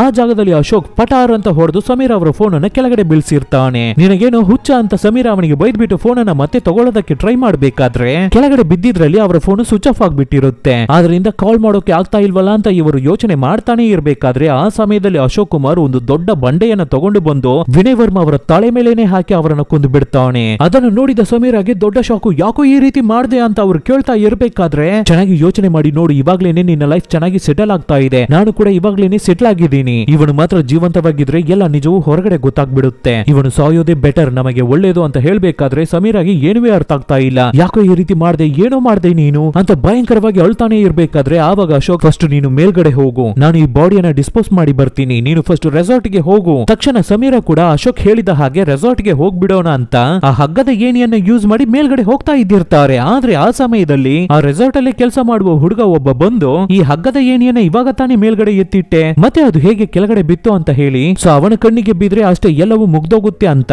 ಬೇಗ ಬೇಗ ಕೆಳಗಡೆ ಇಳಿದು ಅಲ್ಲಿ ಒಂದು ಜಾಗದಲ್ಲಿ ಹೌಸ್ಕೋತಾರೆ ಸಮೀರಾ. ಕೆಲಸದವನ ಆ ಏಣಿಯನ್ನ ತೆಗ್ದಿಟ್ಬಿಟ್ಟು ಒಳಗಡೆ ಹೋಗ್ಬಿಡ್ತಾನೆ ರೆಸಾರ್ಟ್ ಗೆ. ಆದ್ರಿಂದ ರೆಸಾರ್ಟ್ ಗೆ ಹೋಗೋಕೆ ಆಗದೆ ಸಿಗೋಕೆ ಬಿಟ್ಟಿರ್ತಾರೆ ಸಮೀರಾ. ಸೊ ಮತ್ತೆ ಅಶೋಕ್ ಕುಮಾರ್ ಹತ್ರನೇ ಹೋಗೋಣ ಅಂತ ಅವರು ಮತ್ತೆ ಕಾಡಿಗೆ ಬಂದು ನೋಡ್ಬೇಕಾದ್ರೆ ಆ ಜಾಗದಲ್ಲಿ ಅಶೋಕ್ ಅನ್ನು ಕಾಣ್ತಾ ಇಲ್ಲ, ವಿನಯ್ ವರ್ಮಾ ಅವರ ಬಾಡಿಯನ್ನು ಕಾಣ್ತಾ ಇಲ್ಲ, ಅವರನ್ನ ಮಿಸ್ ಮಾಡ್ಕೊಬಿಟ್ಟಿದ್ದಾರೆ. ಇದು ಸಾಕಾಗದೆ ಆ ಜಾಗದಲ್ಲಿ ಜೋರಾಗಿ ಮಳೆ ಬೇರೆ ಬರ್ತಾ ಇರುತ್ತೆ. ಆದ್ರಿಂದ ಸಮೀರಾ ಕಾಡ್ ಪೂರ್ತಿ ಸಿಕ್ಕಾಪಟ್ಟೆ ಹುಡುಕಾಡ್ತಾರೆ. ಆದ್ರೆ ಎಲ್ಲೇ ನೋಡಿದ್ರು ಅಶೋಕ್ ಅನ್ನ ಕಾಣ್ತಾ ಇಲ್ಲ. ಒಂದು ಪಾಯಿಂಟ್ ಅಲ್ಲಿ ಸಿಕ್ಕಾಪಟ್ಟೆ ಕತ್ತಲೆಯಾಗಿ ಜೋರಾಗಿ ಮಳೆ ಬೇರೆ ಬರ್ತಾ ಇರೋದ್ರಿಂದ ಫಸ್ಟ್ ನಾವು ಮೇನ್ ರೋಡ್ ಗೆ ಹೋಗ್ಬಿಡೋಣ, ಆಮೇಲೆ ರೆಸಾರ್ಟ್ ಗೆ ಹೋಗ್ಬಿಡೋಣ ಅಂತ ಡಿಸೈಡ್ ಮಾಡಿ ಹೇಗೋ ಮೇನ್ ರೋಡ್ ಗೆ ಬಂದು ನಡೆಯೋದಕ್ಕೆ ಶುರು ಮಾಡಿರ್ತಾರೆ. ಅಂತಹ ಸಮಯದಲ್ಲೇ ವಿನಯ್ ವರ್ಮಾ ಅವರ ವೈಫ್, ಅದೇ ಅವರು ನಮ್ಮ ಹೀರೋ ಹತ್ರ ಹೇಳಿದ್ರಲ್ವಾ, ಆದರ್ಶನ ಕರ್ಕೊಂಡು ಬ್ಯಾಂಗ್ಳೂರ್ಗೆ ಟ್ರೀಟ್ಮೆಂಟ್ ಗೆ ಹೋಗಿದ್ದು ರಿಟರ್ನ್ ಬರ್ತಾ ಇರ್ಬೇಕಾದ್ರೆ ಸಮೀರಾಗೆ ಲಿಫ್ಟ್ ಅನ್ನ ಕೊಟ್ಟಿರ್ತಾರೆ. ಹೋಗಿರ್ತಾರೆ. ಆದ್ರೆ ಸಮೀರಾ ನಿಜವಾದ ಹೆಸರನ್ನ ಹೇಳಿದ್ರೆ ಎಲ್ಲಿ ಸಿಗಾಕೋಬಿಡ್ತೀವೋ ಅಂತಾನೆ ಅಶೋಕ್ ಕುಮಾರ್ ಅವರ ವೈಫ್ ಆದ ವೈಷ್ಣವಿ ಅವರ ಹೆಸರನ್ನು ಯೂಸ್ ಮಾಡಿರ್ತಾರೆ. ಈ ರೀತಿ ನನ್ನ ಫ್ರೆಂಡ್ಸ್ ಜೊತೆ ನಾನು ಟ್ರಕ್ಕಿಂಗ್ ಬಂದಿದ್ದೆ, ನಾನು ಮಾತ್ರ ಮಿಸ್ ಆಗ್ಬಿಟ್ಟೆ, ಮತ್ತೆ ನನ್ನ ಫೋನ್ ಬೇರೆ ಸ್ವಿಚ್ ಆಫ್ ಆಗ್ಬಿಡ್ತು, ನನ್ನನ್ನು ಇಲ್ಲಿರುವ ತಾಜ್ ಹೋಟೆಲ್ ಅಲ್ಲಿ ಬಿಟ್ರೆ ಹೆಲ್ಪ್ಫುಲ್ ಆಗಿರುತ್ತೆ ಅಂತ ಹೇಳ್ಬೇಕಾದ್ರೆ ಅದಕ್ಕೆ ಆದರ್ಶ್ ಅವರ ತಾಯಿ ಏನನ್ನ ಹೇಳಿದ್ದಾರೆ ಅಂದ್ರೆ, ಆ ಹೋಟೆಲ್ ತುಂಬಾ ದೂರ ಇದೆ ಕಣಮ್ಮ, ಇಲ್ಲೇ ಪಕ್ಕದಲ್ಲೇ ನಮ್ಮ ಮನೆ ಇರ್ತಾ ಇದೆ, ಫಸ್ಟ್ ನೀನು ಡ್ರೆಸ್ ಅನ್ನ ಚೇಂಜ್ ಮಾಡ್ಕೋ, ಆಮೇಲೆ ನೀನು ಹೋಟೆಲ್ಗೆ ಹೋಗುವೆ ಅಂತ ಹೇಳ್ಬೇಕಾದ್ರೆ ಆ ಕಾರಲ್ಲಿ ಇನ್ನೊಂದು ವಾಯ್ಸ್ ಕೇಳಿಸುತ್ತೆ. ಹೌದು, ಅಮ್ಮ ಹೇಳೋದೇ ಕರೆಕ್ಟ್. ಏನು ಅಂತ ಹಿಂದೆ ತಿರುಗಿ ನೋಡಿದ್ರೆ ಹಿಂದೆ ಸೀಟ್ ಅಲ್ಲೇ ಆದರ್ಶ್ ಮಲಗಿದ್ದಾನೆ. ಅವನು ಕೀಮೋಥೆರಪಿ ಟ್ರೀಟ್ಮೆಂಟ್ ಅನ್ನ ತಗೊಂಡು ಬಂದಿರೋದ್ರಿಂದ ಅವನಿಗೆ ತುಂಬಾನೇ ಚಳಿ ಆಗ್ತಾ ಇದೆ ಅನ್ಸುತ್ತೆ. ಆದ್ರಿಂದ ಬಾಡಿ ಫುಲ್ ಬಟ್ಟೆಯಿಂದ ಕವರ್ ಮಾಡ್ಕೊಂಡು ಬರೀ ಅವನ ಕಣ್ಣು ಮಾತ್ರ ಕಾಣ್ತಾ ಇರುತ್ತೆ. ಆದ್ರಿಂದಾನೇ ಆ ಈವೆಂಟ್ ಅಲ್ಲಿ ಆದರ್ಶನ ಸರಿಯಾಗಿ ಐಡೆಂಟಿಫೈ ಮಾಡೋಕೆ ಆಗಿರಲ್ಲ ಸಮೀರಾಗೆ. ಆದ್ರೆ ಆದರ್ಶ್ ಸಮೀರಾವನ್ನ ಚೆನ್ನಾಗಿ ನೋಡಿರ್ತಾನೆ. ಸೊ ಹೀಗಾಗಿ ವೈಷ್ಣವಿ ಅನ್ನೋ ಹೆಸರಲ್ಲಿ ಅವರ ಕಾರಲ್ಲಿ ಹತ್ಕೊಂಡಿರ್ತಾರೆ ಸಮೀರಾ. ಇವರು ಡೈರೆಕ್ಟ್ ಆಗಿ ಅವರನ್ನ ಮನೆಗೆ ಕರ್ಕೊಂಡು ಹೋಗಿರ್ತಾರೆ. ಆದ್ರೆ ಅವರ ಮನೆಗೆ ಹೋದ ಮೇಲೇನೆ ಸಮೀರಾಗೆ ಗೊತ್ತಾಗ್ಲಿಕ್ಕೆ ಬರುತ್ತೆ ಅದೇನೆ ವಿನಯ್ ವರ್ಮಾ ಅವರ ಮನೆ ಅಂತ. ಅವರನ್ನ ಕೊಂದ್ಬಿಟ್ಟು ಅವರ ವೈಫ್ ಹತ್ರನೇ ಹೆಲ್ಪ್ ಕೇಳಿ ಅವರ ಮನೆಗೇನೆ ಬಂದಿದ್ದಾಳೆ ಸಮೀರಾ. ಇದನ್ನ ಅರ್ಥ ಮಾಡ್ಕೊಂಡಿದ್ದ ತಕ್ಷಣ ಗಾಬರಿ ಆಗ್ತಾರೆ. ಅವಾಗ ಫಟ್ ಅಂತ ಅವರ ಫೋನ್ ಅನ್ನ ತಗೊಂಡು ಆನ್ ಮಾಡ್ತಾರೆ. ಯಾಕೆಂದ್ರೆ ಬರ್ಬೇಕಾದ್ರೆ ಕಾರಲ್ಲಿ ಚಾರ್ಜ್ ಅನ್ನ ಹಾಕೊಂಡಿದ್ದಿರ್ತಾರೆ. ಸೊ ಫೋನ್ ಅನ್ನ ತಗೊಂಡು ಅಶೋಕ್ ಕುಮಾರ್ಗೆ ಕಾಲ್ ಮಾಡಿ ಹೆಲ್ಪ್ ಅನ್ನ ಕೇಳೋಣ ಅಂತ ಮಾಡೋಕೆ ಟ್ರೈ ಮಾಡ್ಬೇಕಾದ್ರೆ ಈ ಜಾಗದಲ್ಲಿ ಸಮೀರಾ ಅವರಿಗೆ ದೊಡ್ಡ ಟ್ವಿಸ್ಟ್ ಕಾದಿರುತ್ತೆ. ಯಾಕೆಂದ್ರೆ ಅವರ ಕೈಯಲ್ಲಿ ಇರ್ತಾ ಇರುವ ಫೋನ್ ಸಮೀರಾದೇ ಇಲ್ಲ, ಅದು ವಿನಯ್ ವರ್ಮಾ ಅವರ ಫೋನ್. ಆವಾಗ ವಿನಯ್ ವರ್ಮಾ ಅವರ ವೈಫ್ ಇವರ ಆಪೋಸಿಟ್ ನಿಂತೇನೆ ಕಾಲ್ ಅನ್ನ ಮಾಡ್ತಾ ಇರ್ತಾರೆ. ಸಮೀರಾ ಅವರ ಕೈಯಲ್ಲಿರುವ ಫೋನ್ ರಿಂಗ್ ಆಗ್ತಾ ಇದೆ. ಈ ಜಾಗದಲ್ಲಿ ಸಮೀರಾಗೆ ಗೊತ್ತಾಗ್ಲಿಕ್ಕೆ ಬರುತ್ತೆ ವಿನಯ್ ವರ್ಮಾ ಅವರ ಫೋನು ಸಮೀರಾ ಅವರ ಫೋನು ಸೇಮ್ ಮಾಡೆಲ್ ಫೋನ್. ಆ ಜಾಗದಲ್ಲಿ ಸಮೀರಾವನ್ನ ಅಶೋಕ್ ಕುಮಾರ್ ತಗ್ಲಾಕ್ಸಿ ಅವರ ಫೋನ್ ಅನ್ನ ಕೆಳಗಡೆ ಬೀಳ್ಸದ್ನಲ್ವಾ, ಆವಾಗ ಸಮೀರಾ ಚೇಂಜ್ ಮಾಡಿ ವಿನಯ್ ವರ್ಮಾ ಅವರ ಫೋನ್ ಅನ್ನ ತಗೊಂಡು ಬಂದ್ಬಿಟ್ಟಿರ್ತಾರೆ. ಇದೇನೆ ದೊಡ್ಡ ಟ್ವಿಸ್ಟ್. ಆದ್ರಿಂದ ತಕ್ಷಣ ಸಮೀರಾ ಏನನ್ನ ಮಾಡ್ತಾರೆ ಅಂದ್ರೆ ಇದ್ರ ಮೇಲೆ ಈ ಜಾಗದಲ್ಲಿ ನಾವು ಇರಬಾರ್ದು ಅಂತ ಯೋಚನೆ ಮಾಡಿ ಫಟ್ ಅಂತ ಫೋನ್ ಅನ್ನ ಕಾರಲ್ಲೇ ಬಿಸಾಕ್ಬಿಟ್ಟು ಆ ಜಾಗವನ್ನ ಬಿಟ್ಟು ಎಸ್ಕೇಪ್ ಆಗಿರ್ತಾರೆ. ಆಮೇಲೆ ಒಂದು ಪಬ್ಲಿಕ್ ಟೆಲಿಫೋನ್ ಇಂದ ಅಶೋಕ್ ಕುಮಾರ್ಗೆ ಕಾಲ್ ಮಾಡ್ಬೇಕಾದ್ರೆ ಅಶೋಕ್ ಕುಮಾರ್ ಆ ಜಾಗಕ್ಕೆ ಬಂದು ಸಮೀರಾವನ್ನ ಪಿಕಪ್ ಮಾಡಿ ಹೋಗಿರ್ತಾನೆ. ಸೊ ಒಂದು ದೊಡ್ಡ ಎವಿಡೆನ್ಸ್ ಕ್ರೈಮ್ ಸೀನ್ ಅಲ್ಲಿ ನನ್ನದು ಸಿಗಾಕೋಬಿಟ್ಟಿದೆ, ನನ್ನ ಫೋನ್ ಸಿಗಾಕೋಬಿಟ್ಟಿದೆ ಅಂತ ತುಂಬಾನೇ ಹೆದರ್ಕೋತಾ ಇರ್ತಾರೆ ಸಮೀರಾ. ಅದಕ್ಕೆ ಅಶೋಕ್ ಕುಮಾರ್ ಅದೇನು ದೊಡ್ಡ ವಿಷಯ ಇಲ್ಲ, ನಿನ್ನ ಫೋನ್ ಈ ಜಾಗಕ್ಕೆ ಬರೋಕು ಮುಂಚೆನೆ ಹಾಳೋಯ್ತು ಅಂತ ನಾವು ಹೇಳ್ಕೋಬಹುದು, ಆ ರೀತಿ ಒಂದು ಕಂಪ್ಲೇಂಟ್ ಅನ್ನು ನಾವು ರಿಜಿಸ್ಟರ್ ಮಾಡಿ ಬಿಡೋಣ, ಆ ರೀತಿ ಮಾಡ್ಬೇಕಾದ್ರೆ ನಿನಗೆ ಯಾವುದೇ ತರ ಪ್ರಾಬ್ಲಮ್ ಬರಲ್ಲ ಅಂತ ಒಂದು ಐಡಿಯಾವನ್ನ ಕೊಟ್ಟಿರ್ತಾನೆ ಅಶೋಕ್. ಆದ್ರಿಂದ ಸಮೀರಾನು ಕಾಮ್ ಡೌನ್ ಆಗಿರ್ತಾಳೆ. ಸೊ ಇದೇನೆ ಒಂದು ವರ್ಷದ ಹಿಂದೆ ನಡೀತು ಅಂತ ಸಮೀರಾ ಇವಾಗ ಫ್ಲಾಶ್ ಬ್ಯಾಕ್ ಅನ್ನ ಹೇಳಿ ಮುಗಿಸ್ಬೇಕಾದ್ರೆ ತಕ್ಷಣ ನೆಕ್ಸ್ಟ್ ಸೆಕೆಂಡ್ ನಮ್ಮ ಹೀರೋ ಇನ್ನೊಂದು ಕ್ವಶನ್ ಅನ್ನ ಮಾಡ್ತಾರೆ. ನೀವು ಅಶೋಕ್ ಕುಮಾರ್ ಸೇರಿ ವಿನಯ್ ವರ್ಮಾ ಅವರನ್ನ ಒಂದು ವರ್ಷದ ಹಿಂದೆನೆ ನೀವು ಸಾಯಿಸ್ಬಿಟ್ಟಿದ್ದೀರಾ, ಆದ್ರೆ ಇವಾಗ ಏನಕ್ಕೆ ಕರೆಕ್ಟ್ ಆಗಿ ಒಂದು ವರ್ಷದ ನಂತರ ಅದೇ ರೆಸಾರ್ಟ್ ಅಲ್ಲಿ ಆ ವಿನಯ್ ವರ್ಮಾ ಅವರ ರೆಸಾರ್ಟ್ ಗೆನೆ ಬಂದು DSP ಅಶೋಕ್ ಕುಮಾರ್ ಅವರನ್ನ ಕೊಂದಿದ್ದೀರಾ ಅಂತ ಕೇಳ್ಬೇಕಾದ್ರೆ ಅದಕ್ಕಾದ ಫ್ಲಾಶ್ ಬ್ಯಾಕ್ ಅನ್ನ ಇವಾಗ ಹೇಳೋದಕ್ಕೆ ಶುರು ಮಾಡ್ತಾರೆ ಸಮೀರಾ. ಇವರು ವಿನಯ್ ವರ್ಮಾವನ್ನ ಕೊಂದ್ಬಿಟ್ಟು ಯಾವುದೇ ತರ ಪ್ರಾಬ್ಲಮ್ ಆಗದೆ ಬಂದ್ಬಿಟ್ಟಿರ್ತಾರೆ. ಆಮೇಲೆ ಇವರಿಗೆ ಮದುವೆನೂ ಆಗಿದೆ. ಆದ್ರೆ ಆಮೇಲೆನೆ ಇವರಿಗೆ ಒಂದು ದಿನ ಒಂದು ಪಾರ್ಸಲ್ ಬಂದಿರುತ್ತೆ. ಅದನ್ನು ಓಪನ್ ಮಾಡಿ ನೋಡ್ಬೇಕಾದ್ರೆ ಅದರಲ್ಲಿ ಇವರು ಹೋಗಿದ್ರಲ್ವಾ ಮಡಿಕೇರಿ ರೆಸಾರ್ಟ್, ಅದರ ಫೋಟೋಸ್ ಮತ್ತೆ ಅದರ ಜೊತೆಗೇನೆ ಒಂದು ಬೇಸಿಕ್ ಫೋನ್ ಕೂಡ ಬಂದಿರುತ್ತೆ. ಈ ವಿಷಯವನ್ನ ರಾಹುಲ್ ಹತ್ರ ಹೇಳದೇನೆ ಮುಚ್ಚಿಟ್ಟಿರ್ತಾರೆ. ಅದೇ ಸಮಯದಲ್ಲಿ ಆ ಫೋನ್ಗೆ ಕಾಲ್ ಬರುತ್ತೆ. ಯಾರೋ ಒಬ್ಬ ಅನ್ನೊಂದು ವ್ಯಕ್ತಿ ಸಮೀರಾವನ್ನ ಬ್ಲಾಕ್ ಮೇಲ್ ಮಾಡೋದಕ್ಕೆ ಶುರು ಮಾಡ್ತಾನೆ. ಒಂದು ವರ್ಷದ ಹಿಂದೆ ನೀವು ಮಡಿಕೇರಿಯಲ್ಲಿ ಮಾಡಿದ ವಿಷಯ ನನಗೆ ಎಲ್ಲವೂ ಚೆನ್ನಾಗಿ ಗೊತ್ತು, ಆ ವಿಷಯ ಹೊರಗಡೆ ಬರಬಾರ್ದು ಅಂದ್ರೆ ತಕ್ಷಣ 2 ಕೋಟಿ ಹಣವನ್ನ ತಗೊಂಡು ಮಡಿಕೇರಿ ರೆಸಾರ್ಟ್ ಗೆ ಬನ್ನಿ ಅನ್ನೋ ತರ ಹೇಳಿ ಬ್ಲಾಕ್ ಮೇಲ್ ಮಾಡಿರ್ತಾನೆ. ಆದ್ರಿಂದಾನೇ 2 ಕೋಟಿ ಹಣವನ್ನ ತಗೊಂಡು ಆಯುರ್ವೇದಿಕ್ ಟ್ರೀಟ್ಮೆಂಟ್ ಅಂತ ಹೇಳಿ ಮಡಿಕೇರಿಗೆ ಬಂದಿರ್ತಾರೆ ನಮ್ಮ ಸಮೀರಾ. ಅಲ್ಲಿಗೆ ರೀಚ್ ಆಗಿದ ತಕ್ಷಣ ಮತ್ತೆ ಆ ಬ್ಲಾಕ್ ಮೇಲರ್ ಹತ್ರ ಇಂದ ಕಾಲ್ ಬಂದಿರುತ್ತೆ. ಆ 2 ಕೋಟಿ ಹಣವನ್ನ ತಗೊಂಡು ಹೋಗಿ ಒಂದು ರೂಮ್ ಅಲ್ಲಿ ಇರುವ ಶೆಲ್ಫ್ ಅಲ್ಲಿ ಮಡಗೋಕೆ ಹೇಳ್ತಾನೆ. ಅದೇ ತರ ಸಮೀರನು ಆ ಹಣವನ್ನ ಮಡಗ್ಬಿಟ್ಟು ನಾನು ಇಲ್ಲಿಂದ ಹೋಗ್ಲಾ ಅಂತ ಫೋನ್ ಅಲ್ಲಿ ಕೇಳ್ಬೇಕಾದ್ರೆ ಆವಾಗ್ಲೇ ಆ ಬ್ಲಾಕ್ ಮೇಲರ್ ಇರಿ ಇರಿ ಇರಿ ಅಲ್ಲಿರುವ ಒಂದು ಪರ್ಟಿಕ್ಯುಲರ್ ಡ್ರಾ ವನ್ನ ಓಪನ್ ಮಾಡಿ ಅಂತ ಹೇಳ್ಬೇಕಾದ್ರೆ ಇವರುವೆ ಏನದು ಅಂತ ಹೇಳಿ ಆ ಡ್ರಾ ವನ್ನ ಓಪನ್ ಮಾಡಿದ್ದಾರೆ. ಓಪನ್ ಮಾಡಿ ನೋಡ್ಬೇಕಾದ್ರೆ ಅದರಲ್ಲಿ ಒಂದು ಗನ್ ಇದೆ. ಅದನ್ನ ನೋಡಿ ಸಮೀರಾ ಶಾಕ್ ಆಗ್ಬೇಕಾದ್ರೆ ಇವಾಗ ಈ ರೂಮ್ ಒಳಗಡೆ ಒಬ್ಬ ಬರ್ತಾನೆ. ಅವನನ್ನ ನೋಡಿದ ತಕ್ಷಣ ಶೂಟ್ ಮಾಡಿ ಸಾಯಿಸಿ ಅನ್ನೋ ತರ ಹೇಳ್ತಾ ಇರ್ತಾನೆ ಆ ಬ್ಲಾಕ್ ಮೇಲರ್. ಇದನ್ನ ಕೇಳಿದ ಸಮೀರಾ ಏನು ನನ್ನನ್ನ ಮರ್ಡರ್ ಮಾಡೋಕೆ ಹೇಳ್ತಾ ಇದೆಯಾ ಅಂತ ಶಾಕ್ ಆಗ್ತಾರೆ. ನನ್ನ ಕೈಯಲ್ಲಿ ಆಗಲ್ಲ ಅಂತ ಹೇಳ್ಬೇಕಾದ್ರೆ ಇದನ್ನ ಮಾತ್ರ ನೀನು ಮಾಡಲಿಲ್ಲ ಅಂದ್ರೆ ನೀವು ಮಾಡಿದ ವಿಷಯ ಎಲ್ಲವನ್ನು ಹೊರಗಡೆ ಬಿಟ್ಬಿಡ್ತೀನಿ ಅಂತ ಹೆದರ್ಸ್ಬೇಕಾದ್ರೆ ನಮ್ಮ ಸಮೀರಾನು ಸರಿ ಶೂಟ್ ಮಾಡಿ ಬಿಡೋಣ ಅಂತ ಗನ್ನನ್ನ ತಗೊಂಡು ರೆಡಿ ಆಗ್ತಾರೆ. ಅದೇ ತರ ಆ ರೂಮ್ ಒಳಗಡೆ ಯಾರು ಬರ್ತಾರೆ ಅಂತ ನೋಡಿದ್ರೆ ಬೇರೆ ಯಾರು ಇಲ್ಲ, DSP ಅಶೋಕ್ ಕುಮಾರ್ ಅವರು ಬರ್ತಾರೆ. ಸಮೀರಾಗೆ ದೊಡ್ಡ ಶಾಕು. ಏನು ಅಂತ ನೋಡಿದ್ರೆ ಅದೇ ಬ್ಲಾಕ್ ಮೇಲರೇ ಅಶೋಕ್ ಕುಮಾರ್ ಅನ್ನ ಬ್ಲಾಕ್ ಮೇಲ್ ಮಾಡಿ ಈ ಜಾಗಕ್ಕೆ ಬರ್ಸಿರ್ತಾನೆ. ಸೊ ಈ ಜಾಗದಲ್ಲಿ ಅಶೋಕ್ ಕುಮಾರ್ ಅನ್ನ ಈ ಕಂಡೀಷನ್ ಅಲ್ಲಿ ನೋಡಿದ ತಕ್ಷಣ ಇವರು ಬ್ರೇಕ್ ಆಗಿ ತುಂಬಾನೇ ಹತ್ತಿರ್ತಾರೆ. ದಯವಿಟ್ಟು ಈ ವಿಷಯದಿಂದ ನಾನು ಹೊರಗಡೆ ಬರಬೇಕು, ನನ್ನ ಕೈಯಲ್ಲಿ ನೆಮ್ಮದಿಯಾಗಿ ಇರೋಕೆ ಆಗ್ತಾ ಇಲ್ಲ. ತಕ್ಷಣ ನಾವಿಬ್ಬರು ವಿನಯ್ ವರ್ಮಾ ಅವರ ಫ್ಯಾಮಿಲಿ ಹತ್ರ ಹೋಗಿ ನಿಜವನ್ನ ಹೇಳಿ ಕ್ಷಮೆ ಕೇಳೋಣ.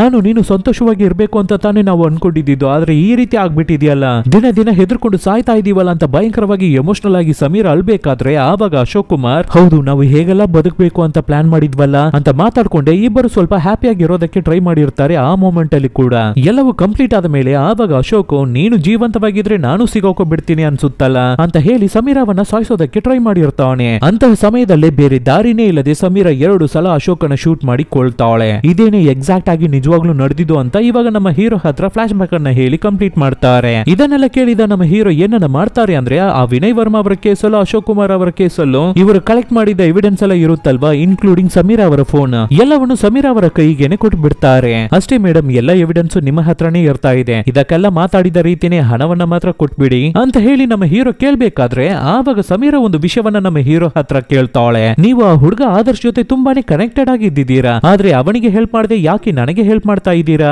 ಅಂತ ಕೇಳ್ಬೇಕಾದ್ರೆ ಅದಕ್ಕೆ ನಮ್ಮ ಹೀರೋ ಶಾಕಿಂಗ್ ಆಗಿ ಒಂದು ವಿಷಯವನ್ನ ಹೇಳ್ತಾರೆ. ಮೇಡಮ್, ಇವಾಗ ಕೂಡ ನಾನು ಅವನಿಗೇನೆ ಹೆಲ್ಪ್ ಮಾಡ್ತಾ ಇದ್ದೀನಿ. ಅವನಿಗೆ ಕ್ಯಾನ್ಸರ್ ಜಾಸ್ತಿ ಆಗಿ ಅವನ ಕಂಡೀಷನ್ ತುಂಬಾನೇ ಕ್ರಿಟಿಕಲ್ ಆಗ್ಬಿಟ್ಟಿದೆ. ವಿನಯ್ ವರ್ಮಾ ಅವರು ಸತ್ತೋಗಿದ್ರಿಂದ ಅವರ ಫ್ಯಾಮಿಲಿನೇ ತುಂಬಾನೇ ಡೌನ್ ಆಗ್ಬಿಟ್ಟಿದೆ. ಇವಾಗ ಆದರ್ಶ್ಗೆ ಅಮೆರಿಕಾದಲ್ಲಿ ಟ್ರೀಟ್ಮೆಂಟ್ ಹೋಗ್ತಾ ಇದೆ, ಆದ್ರೆ ತುಂಬಾನೇ ಕಷ್ಟ ಪಡ್ತಾ ಇದ್ದಾನೆ.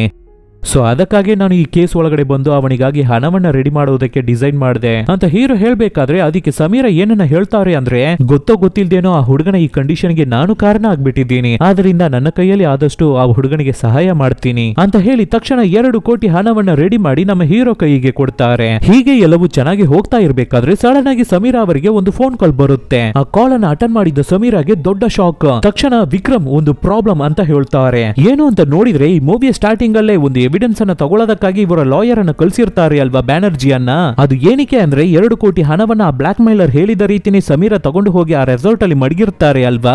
ಆ ಹಣದ ಬ್ಯಾಗು ಇನ್ನವೇ ಆ ಜಾಗದಲ್ಲಿ ಇರ್ತಾ ಇದೆ. ಅದು ಮಾತ್ರ ಪೊಲೀಸರ್ಸ್ಗೆ ಸಿಗಾಕೋಬಿಟ್ರೆ ನಮ್ಮ ಸಮೀರ ಸರಿಯಾಗಿ ಸಿಗಾಕೋಬಿಡ್ತಾರೆ. ಅದನ್ನ ತಗೊಳ್ಳೋದಕ್ಕಾಗಿ ನಮ್ಮ ಬ್ಯಾನರ್ಜಿಯನ್ನ ಕಳಿಸಿರ್ತಾರೆ. ಆದ್ರೆ ಆ ಜಾಗದಲ್ಲಿ ಇವಾಗ ಬ್ಯಾನರ್ಜಿ ಸಿಗಾಕೋಬಿಟ್ರು ಅನ್ನೋ ವಿಷಯ ಸಮೀರಗೆ ಗೊತ್ತಾಗುತ್ತೆ. ಸೊ ಇದನ್ನ ಹೇಳಿ ನಮ್ಮ ವಿಕ್ರಮ್ ಹತ್ರ ಹೆಲ್ಪ್ ಅನ್ನ ಕೇಳ್ಬೇಕಾದ್ರೆ ಅದಕ್ಕೆ ನಮ್ಮ SI ವಿಕ್ರಮ್, ಏನು ಮೇಡಮ್ ಈ ರೀತಿ ಮಾಡ್ಬಿಟ್ರಲ್ಲ ನೀವು, ಈ ವಿಷಯ ಮಾತ್ರ ಹೊರಗಡೆ ಗೊತ್ತಾದ್ರೆ ಎಷ್ಟು ದೊಡ್ಡ ಪ್ರಾಬ್ಲಮ್ ಆಗುತ್ತೆ ಗೊತ್ತಾ, ಬೇಕಿಲ್ಲದೆ ವಿನಯ್ ವರ್ಮಾ ಅವರ ಕೇಸ್ ಬರುತ್ತೆ, ಮತ್ತೆ ನೀವು ಅಶೋಕ್ ಕುಮಾರ್ ಅಫೇರ್ ಅಲ್ಲಿ ಇದ್ದಿದ್ದ ವಿಷಯ ಗೊತ್ತಾಗುತ್ತೆ. ಇವೆಲ್ಲ ನಮ್ಮ ಆಪೋಸಿಟ್ ಲಾಯರ್ ಗೆ ಗೊತ್ತಾದ್ರೆ ಅಷ್ಟೇ ನಿಮ್ಮನ್ನ ಎತ್ತಿ ನುಂಗ್ಬಿಡ್ತಾರೆ. ಸರಿ ಪರವಾಗಿಲ್ಲ ಬಿಡಿ, ನನ್ನ ಹತ್ರ ಇದಕ್ಕೂ ಒಂದು ಐಡಿಯಾ ಇದೆ. ಆ ವಿನಯ್ ವರ್ಮಾ ಅವರ ಬಾಡಿ ಮಾತ್ರ ಯಾವ ಜಾಗದಲ್ಲಿ ಇರ್ತಾ ಇದೆ ಅಂತ ಗೊತ್ತಾಗ್ಬಿಟ್ರೆ ಖಂಡಿತ ಅಶೋಕ್ ಕುಮಾರ್ ಅವರೇ ಅವರನ್ನು ಕೊಂದಿರೋದು. ಯಾಕೆ ಅಂದ್ರೆ ವಿನಯ್ ವರ್ಮಾ ಅವರ ಬಾಡಿಯಲ್ಲಿ ಅಶೋಕ್ ಕುಮಾರ್ ಅವರ DNA ಇರೋದಕ್ಕೆ ಚಾನ್ಸಸ್ ಇರುತ್ತೆ. ಸೊ ಅದನ್ನ ಯೂಸ್ ಮಾಡಿ ಕೇಸನ್ನ ನಾವು ಡೈವರ್ಟ್ ಮಾಡಿ ಬಿಡಬಹುದು. ಸೊ ನಿಜವನ್ನ ಹೇಳಿ ವಿನಯ್ ವರ್ಮಾ ಅವರ ಬಾಡಿ ಎಲ್ಲಿ ಇರ್ತಾ ಇದೆ ಅಂತ ನಮ್ಮ ಹೀರೋ ಕೇಳ್ಬೇಕಾದ್ರೆ ಇದನ್ನ ಕೇಳಿದ ಸಮೀರ, ನನ್ನನ್ನ ಕೇಳಿದ್ರೆ ನನಗೆ ಏನು ಗೊತ್ತು, ಆ ಬಾಡಿಯನ್ನ ಊತಾಕಿದ್ದು ಅಶೋಕ್ ಕುಮಾರ್ ತಾನೆ ಅಂತ ಹೇಳ್ಬೇಕಾದ್ರೆ ಈ ಜಾಗದಲ್ಲಿ ನಮ್ಮ ಹೀರೋ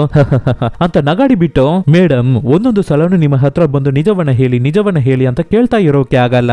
ಸರಿ ಈ ಸಲ ನಿಜವನ್ನ ನಾನು ಹೇಳ್ತೀನಿ, ಅದು ಕರೆಕ್ಟಾ ಇಲ್ವೋ ಅನ್ನೋದನ್ನ ನೀವೇ ಹೇಳಿ ಅಂತ ಇಷ್ಟೊತ್ತು ಸಮೀರ ಹೇಳಿದ ಕಥೆಯನ್ನ ಹಾಗೆ ನಮ್ಮ ಹೀರೋ ಅವನ ವರ್ಷನ್ ಅಲ್ಲಿ ಹೇಳ್ತಾನೆ. ಅವತ್ತು ರೆಸಾರ್ಟ್ ಅಲ್ಲಿ ವಿನಯ್ ವರ್ಮಾ ಯಾವಾಗ ನಿಮ್ಮನ್ನ ಕರೆಕ್ಟ್ ಆಗಿ ರೆಕಗ್ನೈಸ್ ಮಾಡಿದ್ರು ಆವಾಗ ಚೆನ್ನಾಗಿ ಯೋಚನೆ ಮಾಡಿ ನೋಡಿ, ವಿನಯ್ ವರ್ಮಾ ಸಾಯೋದ್ರಿಂದ ಯಾವುದೇ ರೀತಿಯಲ್ಲೂ ಅಶೋಕ್ ಕುಮಾರಿಗೆ ಲಾಭ ಇಲ್ಲ. ಆದ್ರೆ ವಿನಯ್ ವರ್ಮಾ ಸತ್ರೆ ನಿಮಗೆ ಒಂದು ಅಡ್ವಾಂಟೇಜ್ ಇದೆ, ನಿಮ್ಮ ನಿಜ ರಾಹುಲ್ ಫ್ಯಾಮಿಲಿ ಅವರಿಗೆ ಗೊತ್ತಾಗಲ್ಲ. ಸೊ ನಿಮಗೆ ಒಂದು ಸಾವ್ಕಾರ ಲೈಫ್ ಸಿಗುತ್ತೆ. ಆದ್ರಿಂದ ನೀವೇನೆ ವಿನಯ್ ವರ್ಮಾ ಅವರನ್ನ ಕೆಳಗಡೆ ಪಾತಾಳಕ್ಕೆ ತಳ್ಳಿಬಿಟ್ಟಿದ್ದೀರಾ. ಇದನ್ನ ನೋಡಿದ ಅಶೋಕ್ ಕುಮಾರ್ ಹೆದರ್ಕೊಂಡಿದ್ದಾರೆ. ವಿನಯ್ ವರ್ಮಾವನ್ನ ಕಾಪಾಡೋದಕ್ಕಾಗಿ ಅವರೇನೆ ಫಸ್ಟ್ ಕೆಳಗಡೆ ಹೋಗಿರ್ತಾರೆ. ಆದ್ರೆ ಅವರಿಗೆ ಕೆಳಗಡೆ ಇಳಿಬೇಕಾದ್ರೆ ಕಾಲಲ್ಲಿ ಏಟಾಗಿದ್ರಿಂದ ಅವರ ಕೈಯಲ್ಲಿ ಅಲ್ಲೋಡೋಕೆ ಆಗಿರಲ್ಲ. ಆದ್ರಿಂದ ಒಂದೇ ಜಾಗದಲ್ಲಿ ಕೂತ್ ಬಿಟ್ಟಿರ್ತಾರೆ. ಕಾಲಲ್ಲಿ ಏಟಾದವರ ಕೈಯಲ್ಲಿ ಖಂಡಿತ ಒಂದು ಡೆಡ್ ಬಾಡಿಯನ್ನ ತಗೊಂಡು ಹೋಗಿ ಡಿಸ್ಪೋಸ್ ಮಾಡಿರೋಕೆ ಆಗಲ್ಲ. ಸೊ ಆದ್ರಿಂದ ಕೆಳಗಡೆ ನೀವು ಹೋಗಿದ್ದೀರಾ, ಅಶೋಕ್ ಅವರನ್ನ ಮೇಲ್ಗಡೆ ಹೋಗೋಕೆ ಹೇಳ್ಬಿಟ್ಟು ನೀವೇನೆ ವಿನಯ್ ವರ್ಮಾ ಅವರ ಬಾಡಿಯನ್ನ ಡಿಸ್ಪೋಸ್ ಮಾಡಿರ್ಬೇಕು. ಹೇಗೆ ನಾನು ಹೇಳೋದು ಕರೆಕ್ಟಾ ಅಂತ ನಮ್ಮ ಹೀರೋ ಕೇಳ್ಬೇಕಾದ್ರೆ ಈ ಸಮೀರ ಅವರ ಮುಖವನ್ನ ನೋಡಿ ಹೇಗಾಗ್ಬಿಟ್ಟಿದೆ ಅಂತ, ಏನು ನಿನ್ ಪಾಡಿಗೆ ಏನೇನೋ ಕತೆ ಹೇಳ್ತಾ ಇದೆಯಲ್ಲ, ಏನು ಎವಿಡೆನ್ಸ್, ಯಾವ ಆಧಾರದ ಮೇಲೆ ನೀನು ಈ ರೀತಿ ಮಾತಾಡ್ತಾ ಇದೀಯಾ ಅಂತ ಹೇಳಿ ಬೈಬೇಕಾದ್ರೆ, ಇದೆ ಮೇಡಮ್ ಇದೆ, ಇದಕ್ಕೇನೆ ಇಷ್ಟೊಂದು ಶಾಕ್ ಆದ್ರೆ ನೆಕ್ಸ್ಟ್ ಬರುವ ವಿಷಯವನ್ನ ಕೇಳಿದ್ರೆ ತುಂಬಾನೇ ನಡ್ಗೋಗ್ಬಿಡ್ತೀರಾ ಅನ್ಸುತ್ತಲ್ಲ. ಹೇಳ್ತೀನಿ ಕೇಳಿ. ನೀವು ಹೇಳಿದ ಕಥೆಯಲ್ಲಿ ಆ ಬ್ಲಾಕ್ ಮೇಲರ್ 2 ಕೋಟಿ ರೂಪಾಯಿ ಹಣವನ್ನ ತಗೊಂಡು ನಿಮ್ಮನ್ನ ಮಡಿಕೇರಿ ರೆಸಾರ್ಟ್ ಗೆ ಬರೋಕೆ ಹೇಳಿದ್ದಾನೆ, ಅದು ನಿಜ. ಆದ್ರೆ ನಿಮ್ಮನ್ನ ಅಶೋಕ್ ಕುಮಾರನ ಶೂಟ್ ಮಾಡಿ ಸಾಯಿಸೋ ಅಂತ ಅವನು ಹೇಳಲಿಲ್ಲ. ಯಾಕೆ ಅಂದ್ರೆ ಅವನೇನೆ ಕಾಲ್ ಮಾಡಿ ಅಶೋಕ್ ಕುಮಾರನ ಜಾಗಕ್ಕೆ ಬರ್ಸಿರೋದು. ಯಾಕೆ ಅಂದ್ರೆ ಆ ರೂಮ್ ಒಳಗಡೆ ನೀವಿಬ್ಬರು ಮಾತಾಡೋದನ್ನ ಅಶೋಕ್ ಕುಮಾರ್ ಅವರ ಫೋನ್ ಮುಖಾಂತರ ಅವನು ಕೇಳಿಸ್ಕೊಂಡಿದ್ದಾನೆ. ಅಶೋಕ್ ಏನೇ ನಿಮ್ಮ ಹತ್ರ ಬಂದು ಹೇಳಿರೋದು, ತಕ್ಷಣ ಹೋಗೋಣ, ತಕ್ಷಣ ಹೋಗಿ ನಾವು ಮಾಡಿರೋ ತಪ್ಪನ್ನ ಒಪ್ಕೊಂಡು ಕ್ಷಮೆ ಕೇಳೋಣ ಅಂತ ಹೇಳಿದ್ದಾರೆ. ಆದ್ರೆ ಎಲ್ಲಿ ನೀವು ಸಿಗಾಕೋಬಿಡ್ತೀರೋ ಅಂತಾನೆ ನೀವು ಅಶೋಕ್ ಕುಮಾರನ್ನ ಶೂಟ್ ಮಾಡಿ ಕೊಂದ್ಬಿಟ್ಟಿದ್ದೀರಾ. ಇದೇನೆ ನಡೆದಿರುವ ನಿಜ ಅಂತ ನಮ್ಮ ಹೀರೋ ಹೇಳ್ಬೇಕಾದ್ರೆ ಇವಾಗ ಸಮೀರ ಮುಖವನ್ನು ನೋಡ್ಬೇಕಲ್ಲ, ಆ ರೇಜ್ ಬೇರೆ. ಹೇ ಇದೆಲ್ಲ ನಿನಗೆ ಹೇಗೆ ಗೊತ್ತು, ಹೇಗೆ ನಿನಗೆ ಗೊತ್ತು ಅಂತ ಇವರು ಟೆನ್ಷನ್ ಆಗ್ಬೇಕಾದ್ರೆ ಆವಾಗ ಸೂಪರ್ ಆದ ಸ್ಟೈಲ್ ಅಲ್ಲಿ ಸಿಗರೇಟ್ ಅನ್ನ ತಗೊಂಡು ಕಚ್ಚಿಸ್ಬಿಟ್ಟು ಸ್ಮೋಕ್ ಮಾಡಿ ನಮ್ಮ ಹೀರೋ ಕೊಡ್ತಾನೆ ನೋಡಿ ಟ್ವಿಸ್ಟ್. ಯಾಕೆ ಅಂದ್ರೆ ಆ ಬ್ಲಾಕ್ ಮೇಲರೇ ನಾನೇ.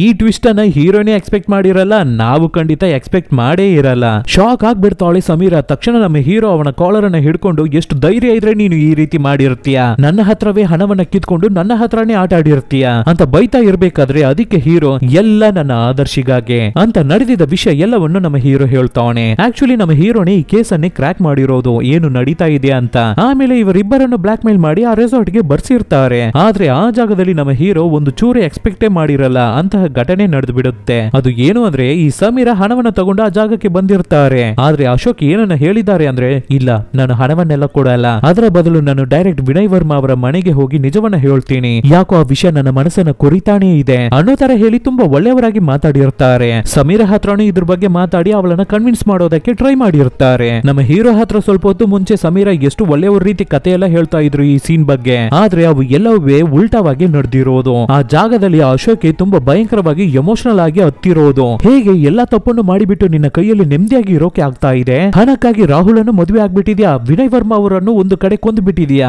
ಯಾವಾಗ ನೀನು ಹಣಕ್ಕಾಗಿ ಇಂತಹ ವಿಷಯವನ್ನೆಲ್ಲ ಮಾಡ್ದಿಯೋ ಆವಾಗಲೇ ನಿನ್ನ ಮೇಲೆ ಇದ್ದ ಲವ್ ನನಗೆ ಹೋಗ್ಬಿಡ್ತು. ಇದ್ರ ಮೇಲೆ ನಾನು ಎಲ್ಲಿಗೂ ಓಡಿ ಹೋಗಲ್ಲ, ಬಾ ನನ್ನ ಜೊತೆ ಬಾ, ನಿಜವನ್ನ ಒಪ್ಕೊಳ್ಳೋಣ ಅಂತ ಹೇಳಿ ಕರೆದಿರ್ತಾರೆ. ಇವು ಎಲ್ಲವನ್ನು ಅಶೋಕ್ ಕುಮಾರ್ ಅವರ ಪಾಕೆಟ್ ಅಲ್ಲಿ ಇದ್ದ ಫೋನಿನ ಮುಖಾಂತರ ನಮ್ಮ ಹೀರೋ ಕೇಳಿಸ್ಕೊಂಡಿರ್ತಾನೆ. ಆದ್ರೆ ಆ ಸಮಯದಲ್ಲಿ ಸಮೀರ ಏನನ್ನ ಮಾಡಿದಾಳೆ ಅಂದ್ರೆ, ಇವನನ್ನ ಹೊರಗಡೆ ಬಿಟ್ರೆ ನಾವು ಸಿಗೋಕೋ ಬಿಡ್ತೀವಿ ಅಂತ ನಿಧಾನಕ್ಕೆ ಅಶೋಕ್ ಕುಮಾರ್ ಹತ್ರ ಲವಬಲ್ ಆಗಿ ಮಾತಾಡಿ ಇವರಿಗೆ ಬೇಕಾಗಿದ್ದ ಒಂದು ಎವಿಡೆನ್ಸ್ ಅನ್ನ ಕ್ರಿಯೇಟ್ ಮಾಡಿದ್ದಾರೆ. ಅವನನ್ನ ಬೆಡ್ಡಿಗೆ ಕರ್ಕೊಂಡು ಹೋಗಿ ಅವನ ಜೊತೆ ತುಂಬಾನೇ ಕ್ಲೋಸ್ ಆಗಿದ್ದಾರೆ. ಸೊ ಇದೇನೆ ಸಮೀರಾಗೆ ಬೇಕಾಗಿತ್ತು. ಆ ವಿಷಯವನ್ನ ಹಾಗೆ ಅಶೋಕ್ ಕುಮಾರ್ ರೇಪ್ ಮಾಡಿಬಿಟ್ಟ ಅನ್ನೋ ರೀತಿ ಚೇಂಜ್ ಮಾಡಿದ್ದಾರೆ. ನಂತರ ಡಿಎಸ್ಪಿ ಅಶೋಕ್ ಕುಮಾರ್ ಅನ್ನ ಶೂಟ್ ಮಾಡಿ ಕೊಂದಿದ್ದಾರೆ. ಇದೇನೆ ಒಳಗಡೆ ನಡೆದಿರೋದು. ಹೇಗಾದ್ರೂ ಆದರ್ಶ್ ಹುಡುಗನಿಗೆ ಹಣವನ್ನ ರೆಡಿ ಮಾಡಿ ಕೊಟ್ಬಿಡೋಣ, ಅವನ ಟ್ರೀಟ್ಮೆಂಟ್ ಗೆ ಇರ್ಲಿ ಅಂತ ನಮ್ಮ ಹೀರೋ ಇಷ್ಟನ್ನೆಲ್ಲ ಮಾಡಿರ್ತಾನೆ. ಆದ್ರೆ ಲಾಸ್ಟ್ ಮಿನಿಟ್ ಅಲ್ಲಿ ಇವರು ಅಶೋಕನ ಕೊಂದಿದ್ರಿಂದ ಎಲ್ಲವೇ ಚೇಂಜ್ ಆಗ್ಬಿಡ್ತು. ಸೊ ನಾನು ಅನ್ಕೊಂಡಿದ್ರೆ ನಿನ್ನ 2 ನಿಮಿಷದಲ್ಲಿ ಅರೆಸ್ಟ್ ಮಾಡಿ ಬಿಡ್ತಾ ಇದ್ದೆ. ಆದ್ರೆ ಆದರ್ಶ್ಗಾಗಿ ನಾನು ಎಲ್ಲವನ್ನು ತಡ್ಕೊಂಡು ಸುಮ್ನಾದೆ. ಇವಾಗಲಾದ್ರೂ ಹೇಳಿ ವಿನಯ್ ವರ್ಮಾ ಅವರ ಬಾಡಿ ಎಲ್ಲಿ ಇರ್ತಾ ಇದೆ ಅಂತ ಕೇಳ್ಬೇಕಾದ್ರೆ ಅದಕ್ಕೆ ಸಮೀರ, ನೀನು ಏನನ್ನೇ ಹೇಳಿದ್ರು ಸರಿ, ನಾನು ಮಾತ್ರ ನಿಜವನ್ನ ಹೇಳಲ್ಲ.